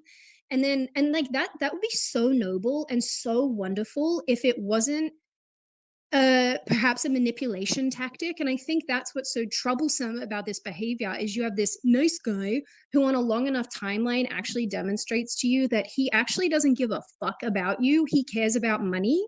And I can respect the caring about money thing if you're just open about it. See, okay, here's like a thing with the quartering as well. I think that it's like he has no idea how to judge value. Like he's like, I've got to be the good businessman, okay? And then that money needs to come back. He's like, do you ever go out with like a friend and you go drinking and like you'll buy a couple of rounds and then maybe they'll pay for a little bit more than you and they'll be like, oh, you know, I'll grab this round. I'll grab this round. And then the next time you're out, they're like, hey, don't forget, man. I bought you a round I bought you that additional round last time, so you owe me a little bit more this time, you know. Or you lend somebody like $5, and they're like on you the next fucking day. Hey, can I have that back? And it's like, okay, is this a nice thing, or are you just like a bit fucking annoying? And he's been described as clingy in the Reddit post we read the other day. I mean, this is why I have the rule. If someone lends me money, you're never getting it back. In the same way that if I give someone money, I never want it back. Like, I'm fucking terrible. Don't lend me money if you ever expect it back. But at the same time, I'll give like a friend of mine was in trouble like a couple of years ago now, but I just lent him like $250.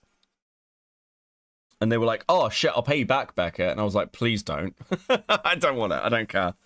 Just go and sort your shit out. I think that's a much easier way to live your life, I'll be honest with you. If it's like, hey, I actually don't want to be your friend. I have no interest in, you know, getting to know you or helping you or anything like that. I literally just want to make a shitload of money. I'd be like, fair enough. I expect all my super chats back, lol. Oh, let's make a fuckload of money. Let's do it. But to pretend that it's something else, that really bothers me. And that feels very disingenuous. Yeah, and that's what he's been doing that a lot. Like he in every post he was posting a few weeks ago, he says people are betraying him, and he's been nothing but nice to everybody. He's the nicest guy in the world, right? It's so easy to say that when you genuinely view yourself as through this like savior complex, and you're not realizing that you're shivving people left, right, and center. Like it's mind-boggling to me that these people genuinely delude themselves into thinking they live in an alternate reality. This is why I said to you, these people are untethered from reality, and they do and say all this stuff that does not reflect actual reality. And when people go, "Hey, that hurt me. Hey, you did a thing that sucked," rather than owning it, they go, "No, just kidding. That's a you problem, and I never did that to you." And that's why, you know, again, I feel crazy. and again, I know I'm fucked. Like I know I'm getting dragged in. I don't want to be dragged in. It is what it is.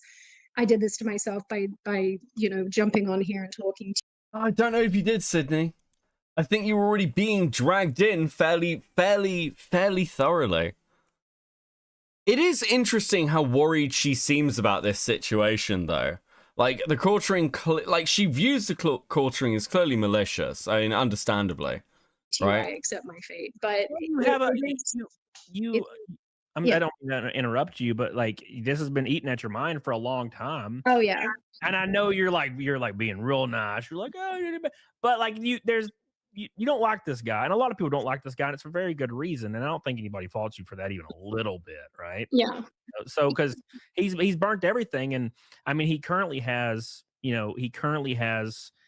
co-hosts right now that are defending. Like, what do you think is the motivation for like the current co-host? Well, not all of them are defending him. They're not saying anything, but some of them are like defending him, saying everybody is lying, everything's lying, even the videos are lies. Say, I tell you, like, what is that motivation? Were you ever in that like thought process where you would do something like that, or is it just No, absolutely not. yeah? To be fair, Melanie Mac is, clinically retarded. Makes me wonder what those DMs contain. I mean, if Hambly is as malicious as Sydney claims, we might well find out soon. I want to know what Rakita has on Hambly. I really, actually, genuinely want to know what Rakita has. Because, like, I feel like that's going to be interesting. Because Rakita's probably not going to have these same reservations about coming out and fucking with Jeremy. She's acting like she's seen what she's done to people that have angered him before. Of course, it's speculation, but she sounds so afraid. I mean, I think that she just really doesn't want to be involved in this shit anymore. But she's also probably pretty pissed off. If somebody made the claim to me about me that like I'd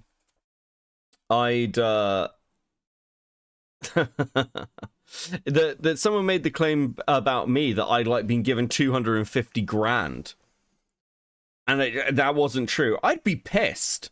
I'd actually be annoyed. It'd be like, I don't know, it kind of like pins me as like, if I was in a business venture with somebody, it's like, well, that makes it sound like I made out really well and they did it all out of the goodness of their heart, and they're almost using being nice to me, like not even honestly, they're like making up a story about being nice to me to save their own fucking skin. It's kind of fucking gross.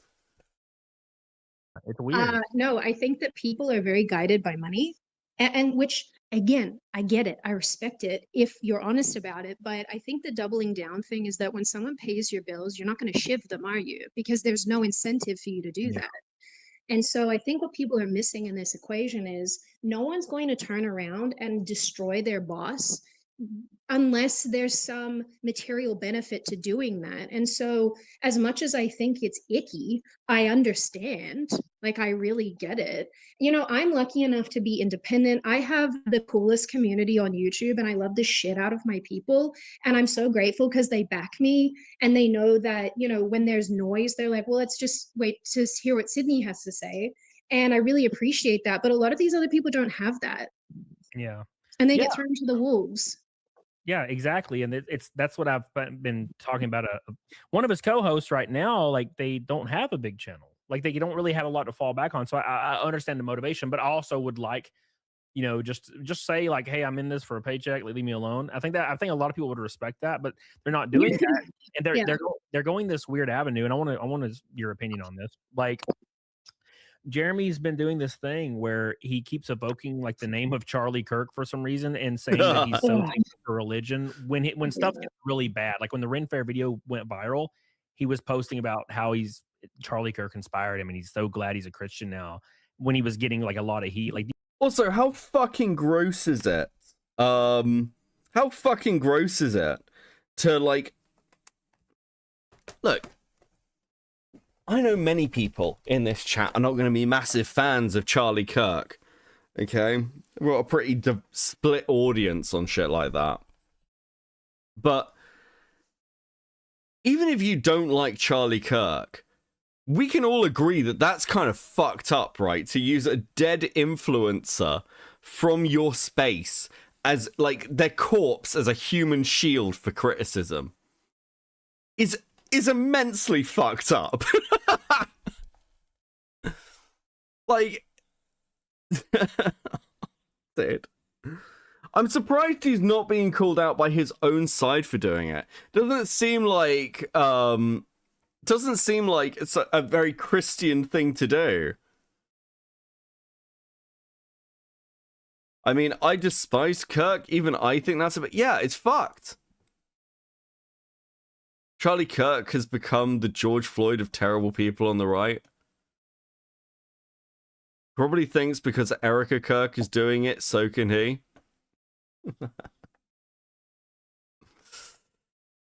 Oh, dude. I find it gross regardless of the person. It could be an actual lolcow and I'd still be grossed out. Yeah, it's fucked up. It is fucked up. Using the name of Dead Man to laugh as a Christian to try and get the heat off you is fucked up. And people are calling him out for that shit. Fuck Jer for that shit. Yeah. Dude. Do you think that's really disingenuous? I feel like it's really disingenuous. Oh, absolutely. And I bitched about this privately and probably publicly too. These cultural Christians shit me to death because I think it's really wonderful if you are somebody who has some sort Again, I really like Cafeteria Christian now. That's really fucking good. I mean, like, I like that phrase. Like if Chris Chan died tomorrow and if someone started to try and use Chris Chan's death to get heat off them, I'd not be chill over that. I promise you, when Chris Chan dies, 100 fucking lolcows are going to come out the woodwork and go, see, they tortured Chris Chan. Poor innocent Chris Chan. I promise you, they'll do it. Sort of enlightenment and you're like, yep, I want to, become a Christian or whatever it is for legitimate reasons. But if you're just wearing Christianity as a skin to stop people from criticizing you and you're using it as a shield, I think that's so embarrassing. And this happens so much in right-wing politics. Not that Jeremy is necessarily in right-wing politics, but he's kind of adjacent. I can't speak to whether or not he's a Christian or not. I don't know. Maybe he truly is. But I do find it, the timing is always so interesting to me when people come under attack for very legitimate reasons. And then their immediate turnaround is to say, oh, I'm a Christian, you can't criticize me. Oh, I read my Bible and I go to church. Okay, bitch, then act like a Christian. And stop this silliness on the internet and actually act like a Christian. Yeah, 100%. It's insane. And that's kind of what he's been doing. And just getting drunk and lying. And I think like you have a lot of experience with that. Oh, I do. And I do want you to, I know it's, a lot of people. White girl with two. Erica / Jer hand in hand using Charlie as a shield. Jesus. Sydney had all this time to sort this shit out before recently. Yeah, she did, but sometimes what people will do, and actually I say sometimes, this is often the case. When you fall out with somebody on the internet, what you're actually doing is waiting for the moment where you can go after them properly. Because if Sydney had come out with all this right after working with Jeremy, his reputation was still fine. So she probably wouldn't have got anywhere. So she may well have just been sat on this waiting for a drama like this where he's properly getting dragged and being like, now's my fucking moment. People are asking, like, is there a part of you or a large part of you or a small part of you that's like legitimately kind of afraid of Jeremy, do you think? That's a really good question. I'm going to say yes. I hate this about myself. I said this when I made my Elijah Schaefer video. This is one of the worst characteristics I have, and I have a couple really bad characteristics, but one of them is I minimize myself because I don't want the drama. And I somehow, I don't know. I know that it's kind of silly to say because I've been in 2 back-to-back drama situations where I've then, had to wait years to be able to have my... Dude. Sydney has caused a lot of drama around herself. I'm not sure I buy this, but all women have a little feminist in them. Jesus. Wow, Vlad hates women tonight. What shocker. It's usually me. My say and to be like, hey, this is actually how it went down, or at least this was how I interpreted things. So yeah, I mean, I guess I'm fearful from the perspective that people know that I don't want to be involved, and they know I probably won't say anything, and so it kind of gives them license to come at me a lot. And because I don't also want to burden my people, my audience, my viewers with drama, so I just stay out of it. And that actually eats at me. Yeah. No, I totally get it because it's like an overthinking thing. Well, and I told you this in DMs, but I think it's very, very important, and it is hard to like, convince yourself. It's an easier said than done thing, right? But Yeah. I don't think Jeremy has any power. I think he likes to pretend like he does, especially not right now. I think people really, really respect the fact that you're just here. I mean, Shoe on Heads in the chat, she said we love you. Oh, I love Shu. She's so cute.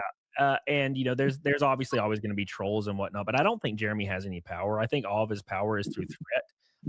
Well, you know what? Actually, the one thing he could come at me with, I'm just going to actually rip the Band-Aid off. This was my shitty behavior during the Publica thing. So, Jeremy, I'm taking this out of your arsenal. So one of the things he's threatened me with is that a girl I formerly worked with, things didn't go well. We had a fallout. I won't name her because I don't think she wants to be associated with any of this. Fair enough.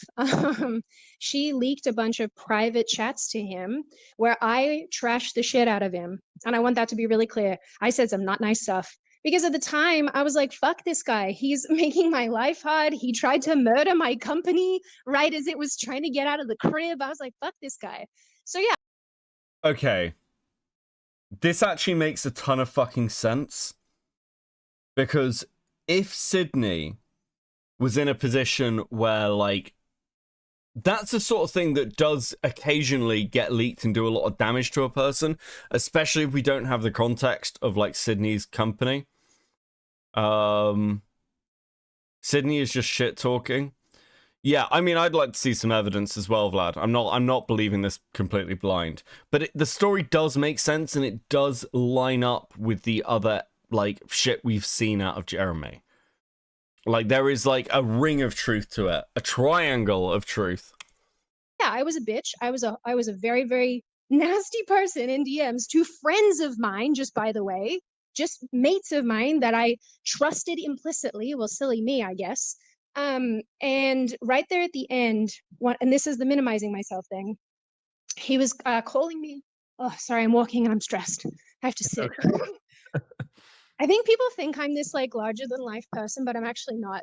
This like is stressing me out. I have to sit down because I'm getting out of breath. Okay.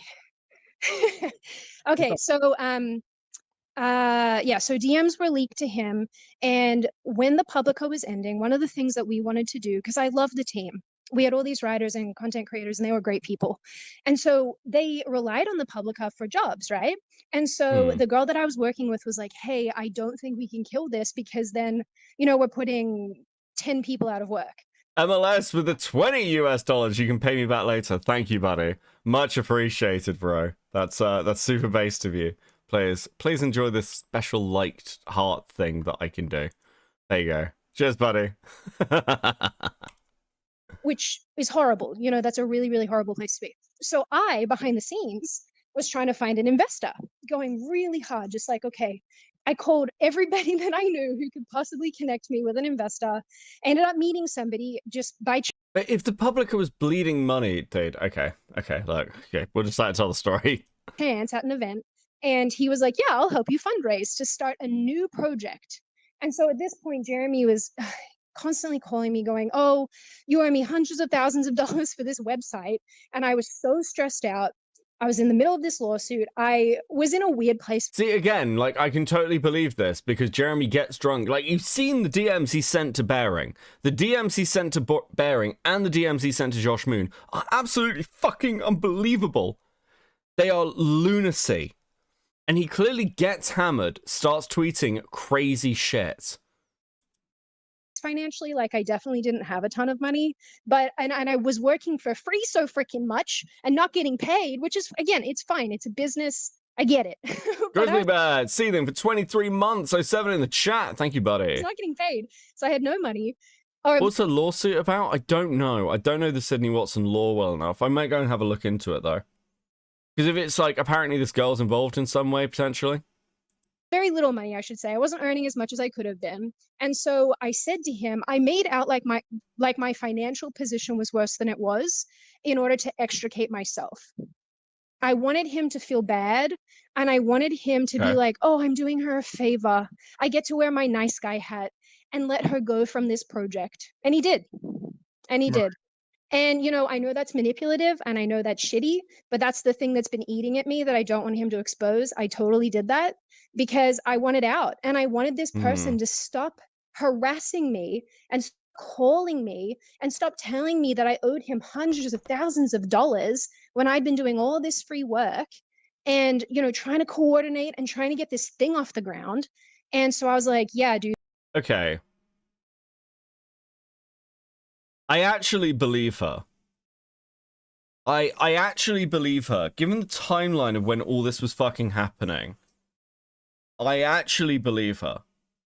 And that is a pretty valid reason why she wouldn't want this to come out, because Sydney's reputation was shit. That seems like a weird thing to be afraid of getting out. I don't think it is. Look at it from her perspective. She's already getting sort of beaten over the head on online over the Elijah stuff after that shit. And then if it comes out that she was in some way dishonest and bitching about Jeremy when he's in a good position and can just paint her as some villainous bitch who's ungrateful, Sydney is not in the position to defend herself from that. And she's trying her best to get away, start rebuilding again, and doesn't want to get involved in another in a massive drama. Because she'd lose. She would have lost at the time.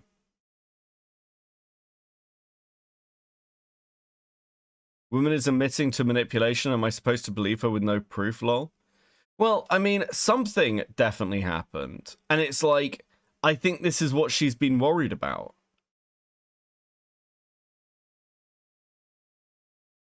I don't know. If she's lying, it should be pretty easy for Jeremy to disprove her. Because he can just show the text messages. Dude, my situation sucks. I'm super impoverished. Please release me. And he was like, yeah, I'll hold on to the company. And, you can buy me out at a later stage when you're in a better financial position. And I was like, and you know what? Honestly, I probably would have done that if we hadn't have been working on a different company already. Right. And that's the thing is I actually don't think, I think she said in chat or said something similar. I don't think those DMs would even matter because here's the issue. He's harassing you for money, all the time. And he's also not paying you as much as you should be paid. No, he didn't pay me at all. That's the thing. Didn't pay me a single red cent. And so, it's embarrassing to admit because I don't want to be an untrustworthy person, but that is one of the shittier things I've done. And it was just largely because I was talking to my friends behind the scenes, one of whom actually was in a very abusive marriage. She left and I said, this is the person I'm working with. I don't trust him to not flip the fuck out and go off at me publicly because obviously, in this silly game of internet, whatever that we're doing, it is imperative that you don't misstep and do horrible crap that makes people hate your guts. It makes it very hard to do this. And so I was terrified that if I just simply said to him, I want out, I can't pay you this random ass sum of money that you're talking about, he would attack me and he'd come at me. And I was genuinely fearful of that. So she said, one of the things you probably could do here that would help you get out of this situation is minimize yourself. Be a baby person, be a victim, and allow him to rescue you. And I thought, well, that's embarrassing as shit, but all right, I'm going to do it. And then I got a bloody DM from somebody because he'd obviously been talking to people about it. And I got a bloody DM from someone and they said, oh, I hear you're in financial hardship. And I was like, oh my God, even if this was true and I was as impoverished as I'd made out, I was like, you're telling people that? What's wrong with you? Yeah, when you're saying that you owe him money and you're afraid of what he's going to say or what he's going to, do you feel like you were in a blackmail situation? I feel like I was being pushed into a corner. Yeah. It was mad because I got where he was coming from saying, I'm funding this thing, I want to see something for it. But I also kept thinking to myself, that's fine, mate, but you got to bloody turn up and actually freaking contribute. What the hell do you mean you're just going to bitch at me privately, call me drunk, say all this crazy shit, tell me that you're going to pull the plug on 10 people's jobs, which would have been horrific, just by the way. And then you're going to spread, it was such a clusterfuck. And again, I don't want to be a person that people associate with horrible, manipulative, shitty behavior. But I mean, I suppose if I've got to own it, I've got to own it. Yep. Totally had to minimize myself to get out of that bloody situation. And I'm sad that it didn't work out because I actually think we had something really cool brewing. But at the end of the day, it's like, I can't work with people like that. It's just awful. I mean, he's a, and for lack of a better phrase, and I've been talking about it for a while. Like, he's a pretty bad person. He's a pretty shitty person. I don't think anybody sees you as a bad guy in any way, shape, or form in this situation. You know what I'm saying? Yeah, I've definitely tried my absolute best to not be a fuckwit, you know, in my time on the internet. I've misstepped. I've definitely stepped in some potholes and acted like a complete moron from time to time. But, you know, I think a lot of the people who are content creators who know me and who are watching this, even if we've, you know, had conflict or whatever at some point, I think a lot of them would be like, yes, it's all right. And that's what I want people to feel and think. I don't want to be somebody that gets associated with lying and dishonesty and shittiness, because if that's going to be my mark in the world, that sucks. No, thank you. And so to be associated with somebody who's kind of built this brand on, like I said, nice guy TM, like, okay, dude, but is actually kind of hurting people, not physically, but, you know, hurting people in financial ways or threatening them. And I mean, like, the dude was threatening to sue me over this $100,000 or 200, whatever the hell number he's pulling out of his butt. He was threatening to sue me over all this. And I'm thinking, this is so unhinged, bro. Like, do you not understand that the amount of work that I did for... If you lie to your business partner in order to get out of the business relationship, that could be seen as fraud. Yeah, and at the time, Jeremy did have more money to throw around. Yeah, I'm just sort of listening to this and, like, trying to work it out. I mean, we're getting into, like, a lot of the nitty details of their business relationship. And, like, I mean, I care. Don't get me wrong. But there are a limit. It's like, okay. I get it. We saw this in the DMs, though. Okay, we're gonna... I guess because Sydney hasn't provided any evidence, it's kind of difficult. Like, yeah, I can see this being true. But... is it blackmail? Because, like, this is the word Camelot uses. It's like, do you think Jeremy was blackmailing you? And it's like, what you need there is, hey, you need to buy this business from me, or I'm going to go public with these things and ruin you. When did they start the business? Shortly after podcast with Elijah Schaefer ended. For free, because I wanted this thing to succeed. Meanwhile, you're just, you know, flopping around like a fish on a deck and not contributing. I was like, oh, you are out of your bloody mind. Well, he just wanted he wanted the money like he got from the team thing. Like, he just wanted the more money. Yeah. Well, he was always intensely sort of, I think perhaps intensely jealous of Tim Pool, because Tim's memberships on his website are quite high, from my understanding. Right. And Jeremy was like, hey, man, we can, like, achieve this and make a shitload of money a month. And again, I've just come out of a situation where I had a really nice paycheck that's now gone. And I'm going, oh, shit. And I just moved into a house to be closer to the company I was working for. And now I'm living in this house with a rent that I somewhat can't pay. Sounds like blackmail or extortion, but she's also committing fraud by lying about the financial position and that she needs to get out of the business arrangement. Yeah. Transnight with a 10. So I finally reached a spot where I can type lol. As someone who was in the closet, I could 100% see Jer being in complete denial. It can make you a pretty terrible person. He's acting totally insecure. Yeah. Thank you for the 10. Yeah, I agree. And so, with you. you know, to have this person be like, oh, let's do all these things and let's make all this money. I was like, that sounds awesome. But, you know, failing to realize that to actually get to Tim Pool level of membership and content and members only content, you really got to put in the time. That's a full-time job.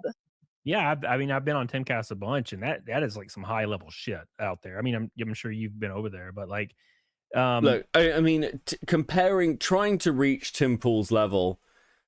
Tim Pool built infrastructure.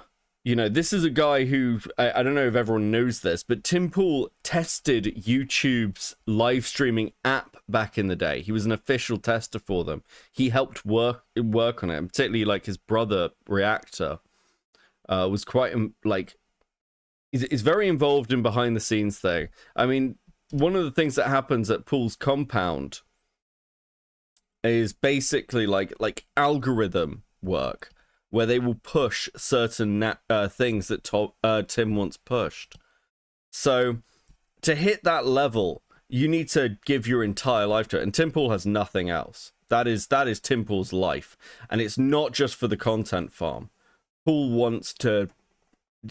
is a true believer in something. It's interesting. I mean, I talked to James from the internet about Tim, and James from the internet knew him back in the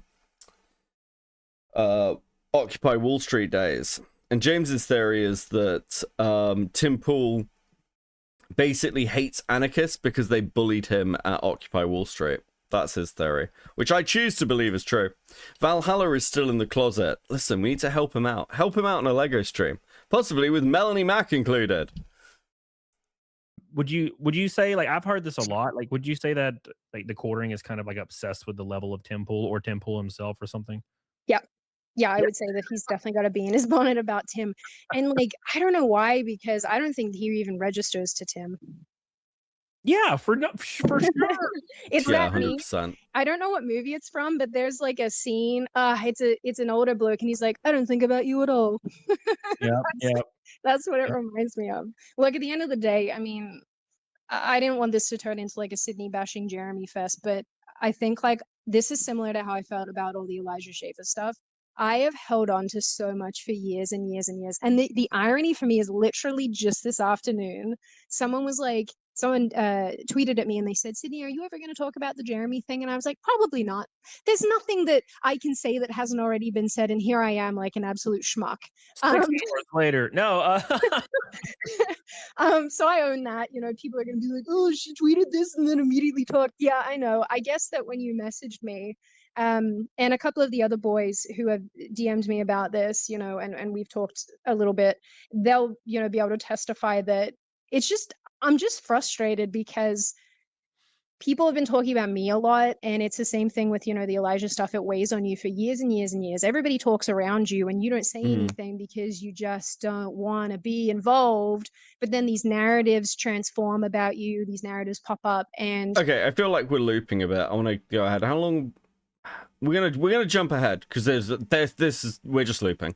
These sources all personally. I'm like, I don't see him going down there and doing it. No, I mean, like, here's the thing. Okay, I'll we're say at the coffee company. this. I mean, tea's a little bit different, and the way that I do my tea is a little bit different, but it is very hard to source product like that, and especially to do that well. A lot of this stuff is a full-time job, and that's why I was saying to you in DMs, you know, a lot of YouTubers do utilize third parties to do basically everything, and that's not how I would want to run a business, because you have no control over what you're doing. But if that's how other people want to, that's up to them. I think they should disclose that to their people. So I think it's just bullshit to say that you're hand sourcing stuff that you're obviously not. And I think it's also fine to start off white labeling stuff, because then, you know, I don't know how it works in coffee land, but my supplier, they do a little bit of coffee, and I've asked her about it, and she was like, oh yeah, you know, we do beans for people, and like we can do different kinds of beans and different roasts and all that kind of stuff, so that you do have some control over that. But yeah, there's no way like you're hand sourcing bloody beans. You're going to some company who makes the beans and you're saying put them in the bag, and they go, okay, we put them in the bag, and that's how that goes. Right. And I think that was like, do you think you should disclose where, like, for some reason you won't disclose that it exists or where it is, or like the FDA is involved? It's getting really weird, and I don't know why he's like letting it all fall to the wayside, you know? I don't know. I mean, I don't know what people's expectations here are, because then the thing would be, oh, Sydney, disclose who your blend is. And I'm never going to do that, because that's not, I don't think that's any, maybe it is people's business. I don't know, actually, that's a good question, but I'm probably never going to disclose that. Not because I'm trying to hide anything, but just because she probably doesn't want me to. Honestly, she probably doesn't want to be associated with any of this. But I don't know. This is so hard for me, because I get it from a business perspective, why people white label, or why, you know, maybe he started off white labeling and then he bought the company. Like, I don't know. But Oh, dude. Coffee brand coffee is burned into my brain even though I've never drunk a single cup. Yes, bro. I know how you feel. And it's obviously white labeling. And that's just what we do. It's not registered anywhere. It's not registered anywhere. The brand is like the brand title or whatever it is, like the company name is defunct now. Hasn't been reclaimed. Like, I showed you the graphs. Guys. I think people maybe are slightly jumping onto things that they don't have enough information about there. But to be fair with you, I don't have enough information, so I can't comment. And that's actually, yeah. Yeah, that's actually, I mean, and that's actually fine. The issue is like there was people were like, "What is this coffee?" And he was basically implying he was making it himself and had some employees that were making it, and then he was doing everything, from that standpoint. He may have acquired the company. He may, like I said, he may have white labeled and then acquired the company. He may have done, but it's a big operation, to like acquire beans. It's because all of them come from international farms, and there's a lot of stuff there, like a lot of stuff. Because this year I was like, okay, cool. Well, I really want to bring my manufacturing in house and do all of my own sourcing for all my own tea leaves and not work with a blender and do all this myself, which is a lot of work. And then I started looking at it and I was like, oh geez, like you need all sorts of government it's a lot. Yeah. The reason I think people have a big issue with it, Madam Sabby brings it up in the chat. There's no information on like allergen info. That's why like the FDA and stuff is starting to get like privy to. Okay. Let's just be real here. Let's just be honest. Nobody is sat there saying, "Oh my god, I'm really concerned about coffee brand coffee and whether it's safe for its consumers," because like no one's fucking doing that. That is actual cope. Those are all problems. Don't get me wrong. That is a real concern, but that is not why anyone's actually concerned. People want to know whether this company is legit because he's been promoting it for years. And because people want to know where all the money he's been begging for is gone, and whether he's like faking the reviews or like trying to like, present this as a legitimate coffee company when actually it was just a failed business. That's why people care. I'm starting my own coffee brand. Grounds for Appeal. That's actually a really good fucking coffee brand name for a law tuber. That's actually unironically a great one. I'm not worried about safety. I'm worried about the quality and whether he's being honest or not. Yeah, it's the honesty people are really interested in. And, again, he's pushed this, we get the best roasted beans and all this shit. Because if it's white label, I already know what I'm getting. Yeah. To it because there could be allergies based on the flavor. The flavor of the coffee needs to be on there, and it's not on there. And there's, people could be getting in a really rough. I'm allergic to shellfish. If there was some shellfish or some coffee, my ass is fucked. It better say it on the bag. You know what I'm saying? Oh yeah. Well, see, and this is a thing. Like, I think I'm slightly behind on this. Again, the only thing I can reckon this with is my tea business because it's sort of similar. I am very express. It's so funny. A lot of companies just do natural flavors when they have additives. I list Okay. I don't care, Sydney. I don't have anything to hide. And everybody's been coming at him is there's a massive parallel here to the way that he went at Jack Murphy. And I actually said to him at one point during the Jack Murphy stuff, I was like, you need to lay off. 1 out of 10. How bad is Jeremy cooked? Also, the coffee from my vending machines is better than his. Thank you, Liar, for the 10. 10. He's fucked. Because this guy's going to kill himself, and it's going to be my fault. And I won't be able to live with myself. So please lay off. Right. And it's interesting because you tried to get him to lay off Jack Murphy? Fuck me, dude. Jack Murphy is a scam artist who pimped out his wife. Who fucking cares? Like who fucking cares about Jack Murphy? Fuck off, Sydney. Actually, fuck off.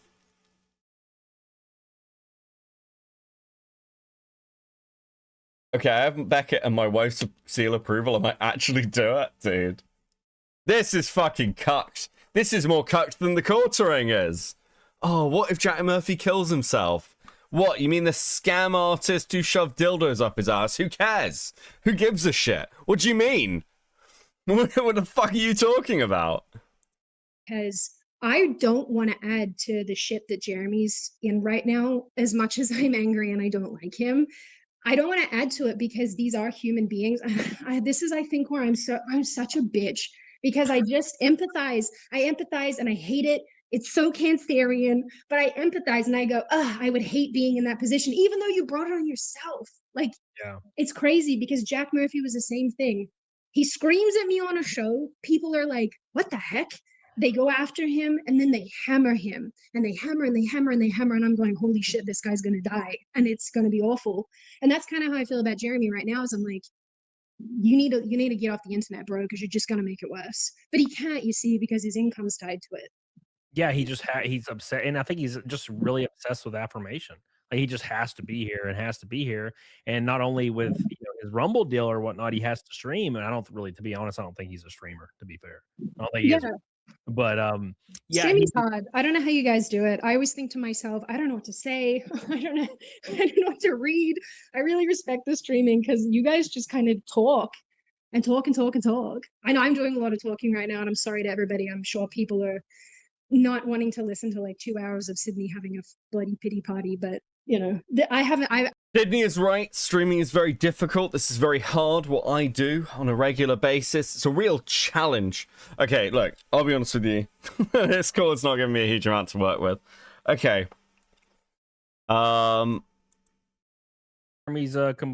Would you consider? This is going to be pretty pointed. Would you consider Jeremy like a predator? I do. I can say that all day. What do you think? Predator. I mean, I know I called him a predator in DMs to you. I was just mad. Predators I think some predatory behavior has absolutely taken place. Yes. Whether or not he himself is like, a full predator, I don't know. A fool. He's at least like 3/4. Yeah, I mean. Okay, guys. Okay. Oh, bro. Okay. Sure. I just I'm very much at the point where it's either like talk about the personal stuff with Jeremy and talk about what the fuck is going on behind the scenes, which you clearly know about, Sydney, or shut up. That's how I feel. Lie with the two. In the words of Ivan Drango, if he dies, he dies. Yeah, this is part of the problem. It's like we've heard a lot about the business and it's been like, okay, cool, sure. And we've heard about Coffee Brand Coffee, which is interesting, don't get me wrong. But like there's a certain point where it's like you're walking this line of I don't want to talk about his personal stuff. It's like you need to. You actually fucking need to. Yeah, like you actually need to. Storm with 2. There's some money for you. Here's some money for your back-breaking labor. I appreciate you, Storm. Thank you. Yeah, the problem with this interview, and it's not Camelot's fault. It's that Sydney's given him a lot of information in DMs. So the preempt to the call is basically what the call is. And it's like Sydney's not really giving much to work with. And like, sure, like Jeremy's a dick, but we know this. Dude has done some. I hate the fact that, people are going to assume that I record all the calls that I have. Okay. Of it, Yeah. I agree. No, I completely agree. Hypothetically, if Jeremy goes like scorched earth, is that something you would consider as going scorched earth back at his ass? No, because I think that I like I said, I've said what I needed to say. I've gotten my piece out there. That's all I wanted. If he goes scorched earth, I'm not really sure what that would look like. Okay. If this is all we're getting, to post me DMs that I sent my friends about him. So. Yeah. Okay. Well, I don't care about that. Okay. Look, some of this is really useful. But like there is a lot less in that call than I hoped for, if I'm honest. There is definitely shit going on behind the scenes, and people keep fucking alluding to it. There's some weird fucking shit going on with Hamberley. And I believe that Nick Rakita can tell us the truth. I believe that Nick Rakita holds the key. He is the key master. He holds the lock. He holds the secrets. We need, for the first time since he was arrested, we need Nick Rakita. We need Nick Rakita. Trans Snack with the 5. Pred does have multiple meanings. He's a pred. Also, he chased women at Ren Fair and said weird shit. He's a pred even if he doesn't have charges. Yeah, so like it's not the fact that she's using the word predator that's bothering me. It's just like, okay, Sydney's on a stream with Camelot and she's talking about the business stuff. She says she doesn't want to talk about the personal stuff. And she doesn't want to get involved in his life. She knows the fucking space. She knows the game. There's a certain point where you have to fucking engage with this shit. You can't do this thing where you just come on and go, yeah, no, I just can't talk about that. Because then it just leaves us all going, well, what, how fucking bad can it be?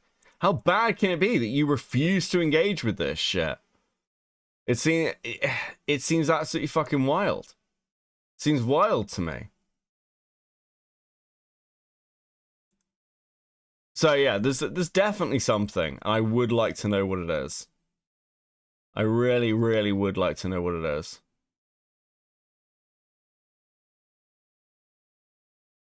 Okay. Okay.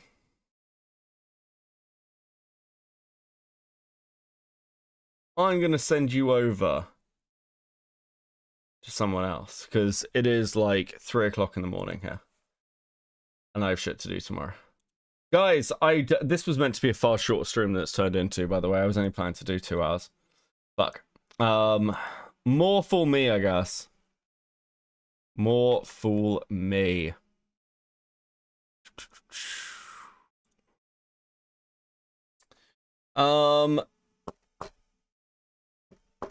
Oh yeah, you need him? Yeah, I need Nick Rakita. I need Nick Rakita. Listen, I'll save it for another time. I need to wrap up. I'm knackered. Guys, you've been awesome. I'll be back later in the week. Okay, I'll be back later in the week. Maybe with more culturing stuff. Maybe with something else. Maybe we'll break it up a little bit. We broke it up a little bit at the weekend. I will catch you in the next one. You guys have been awesome, as fucking always. Say hi to Dwami. I don't know this guy, but he's been tweeting along the same lines as me on Twitter. He seems chill. Go say hi to him, hang out. I'll catch you in the next one. Peace.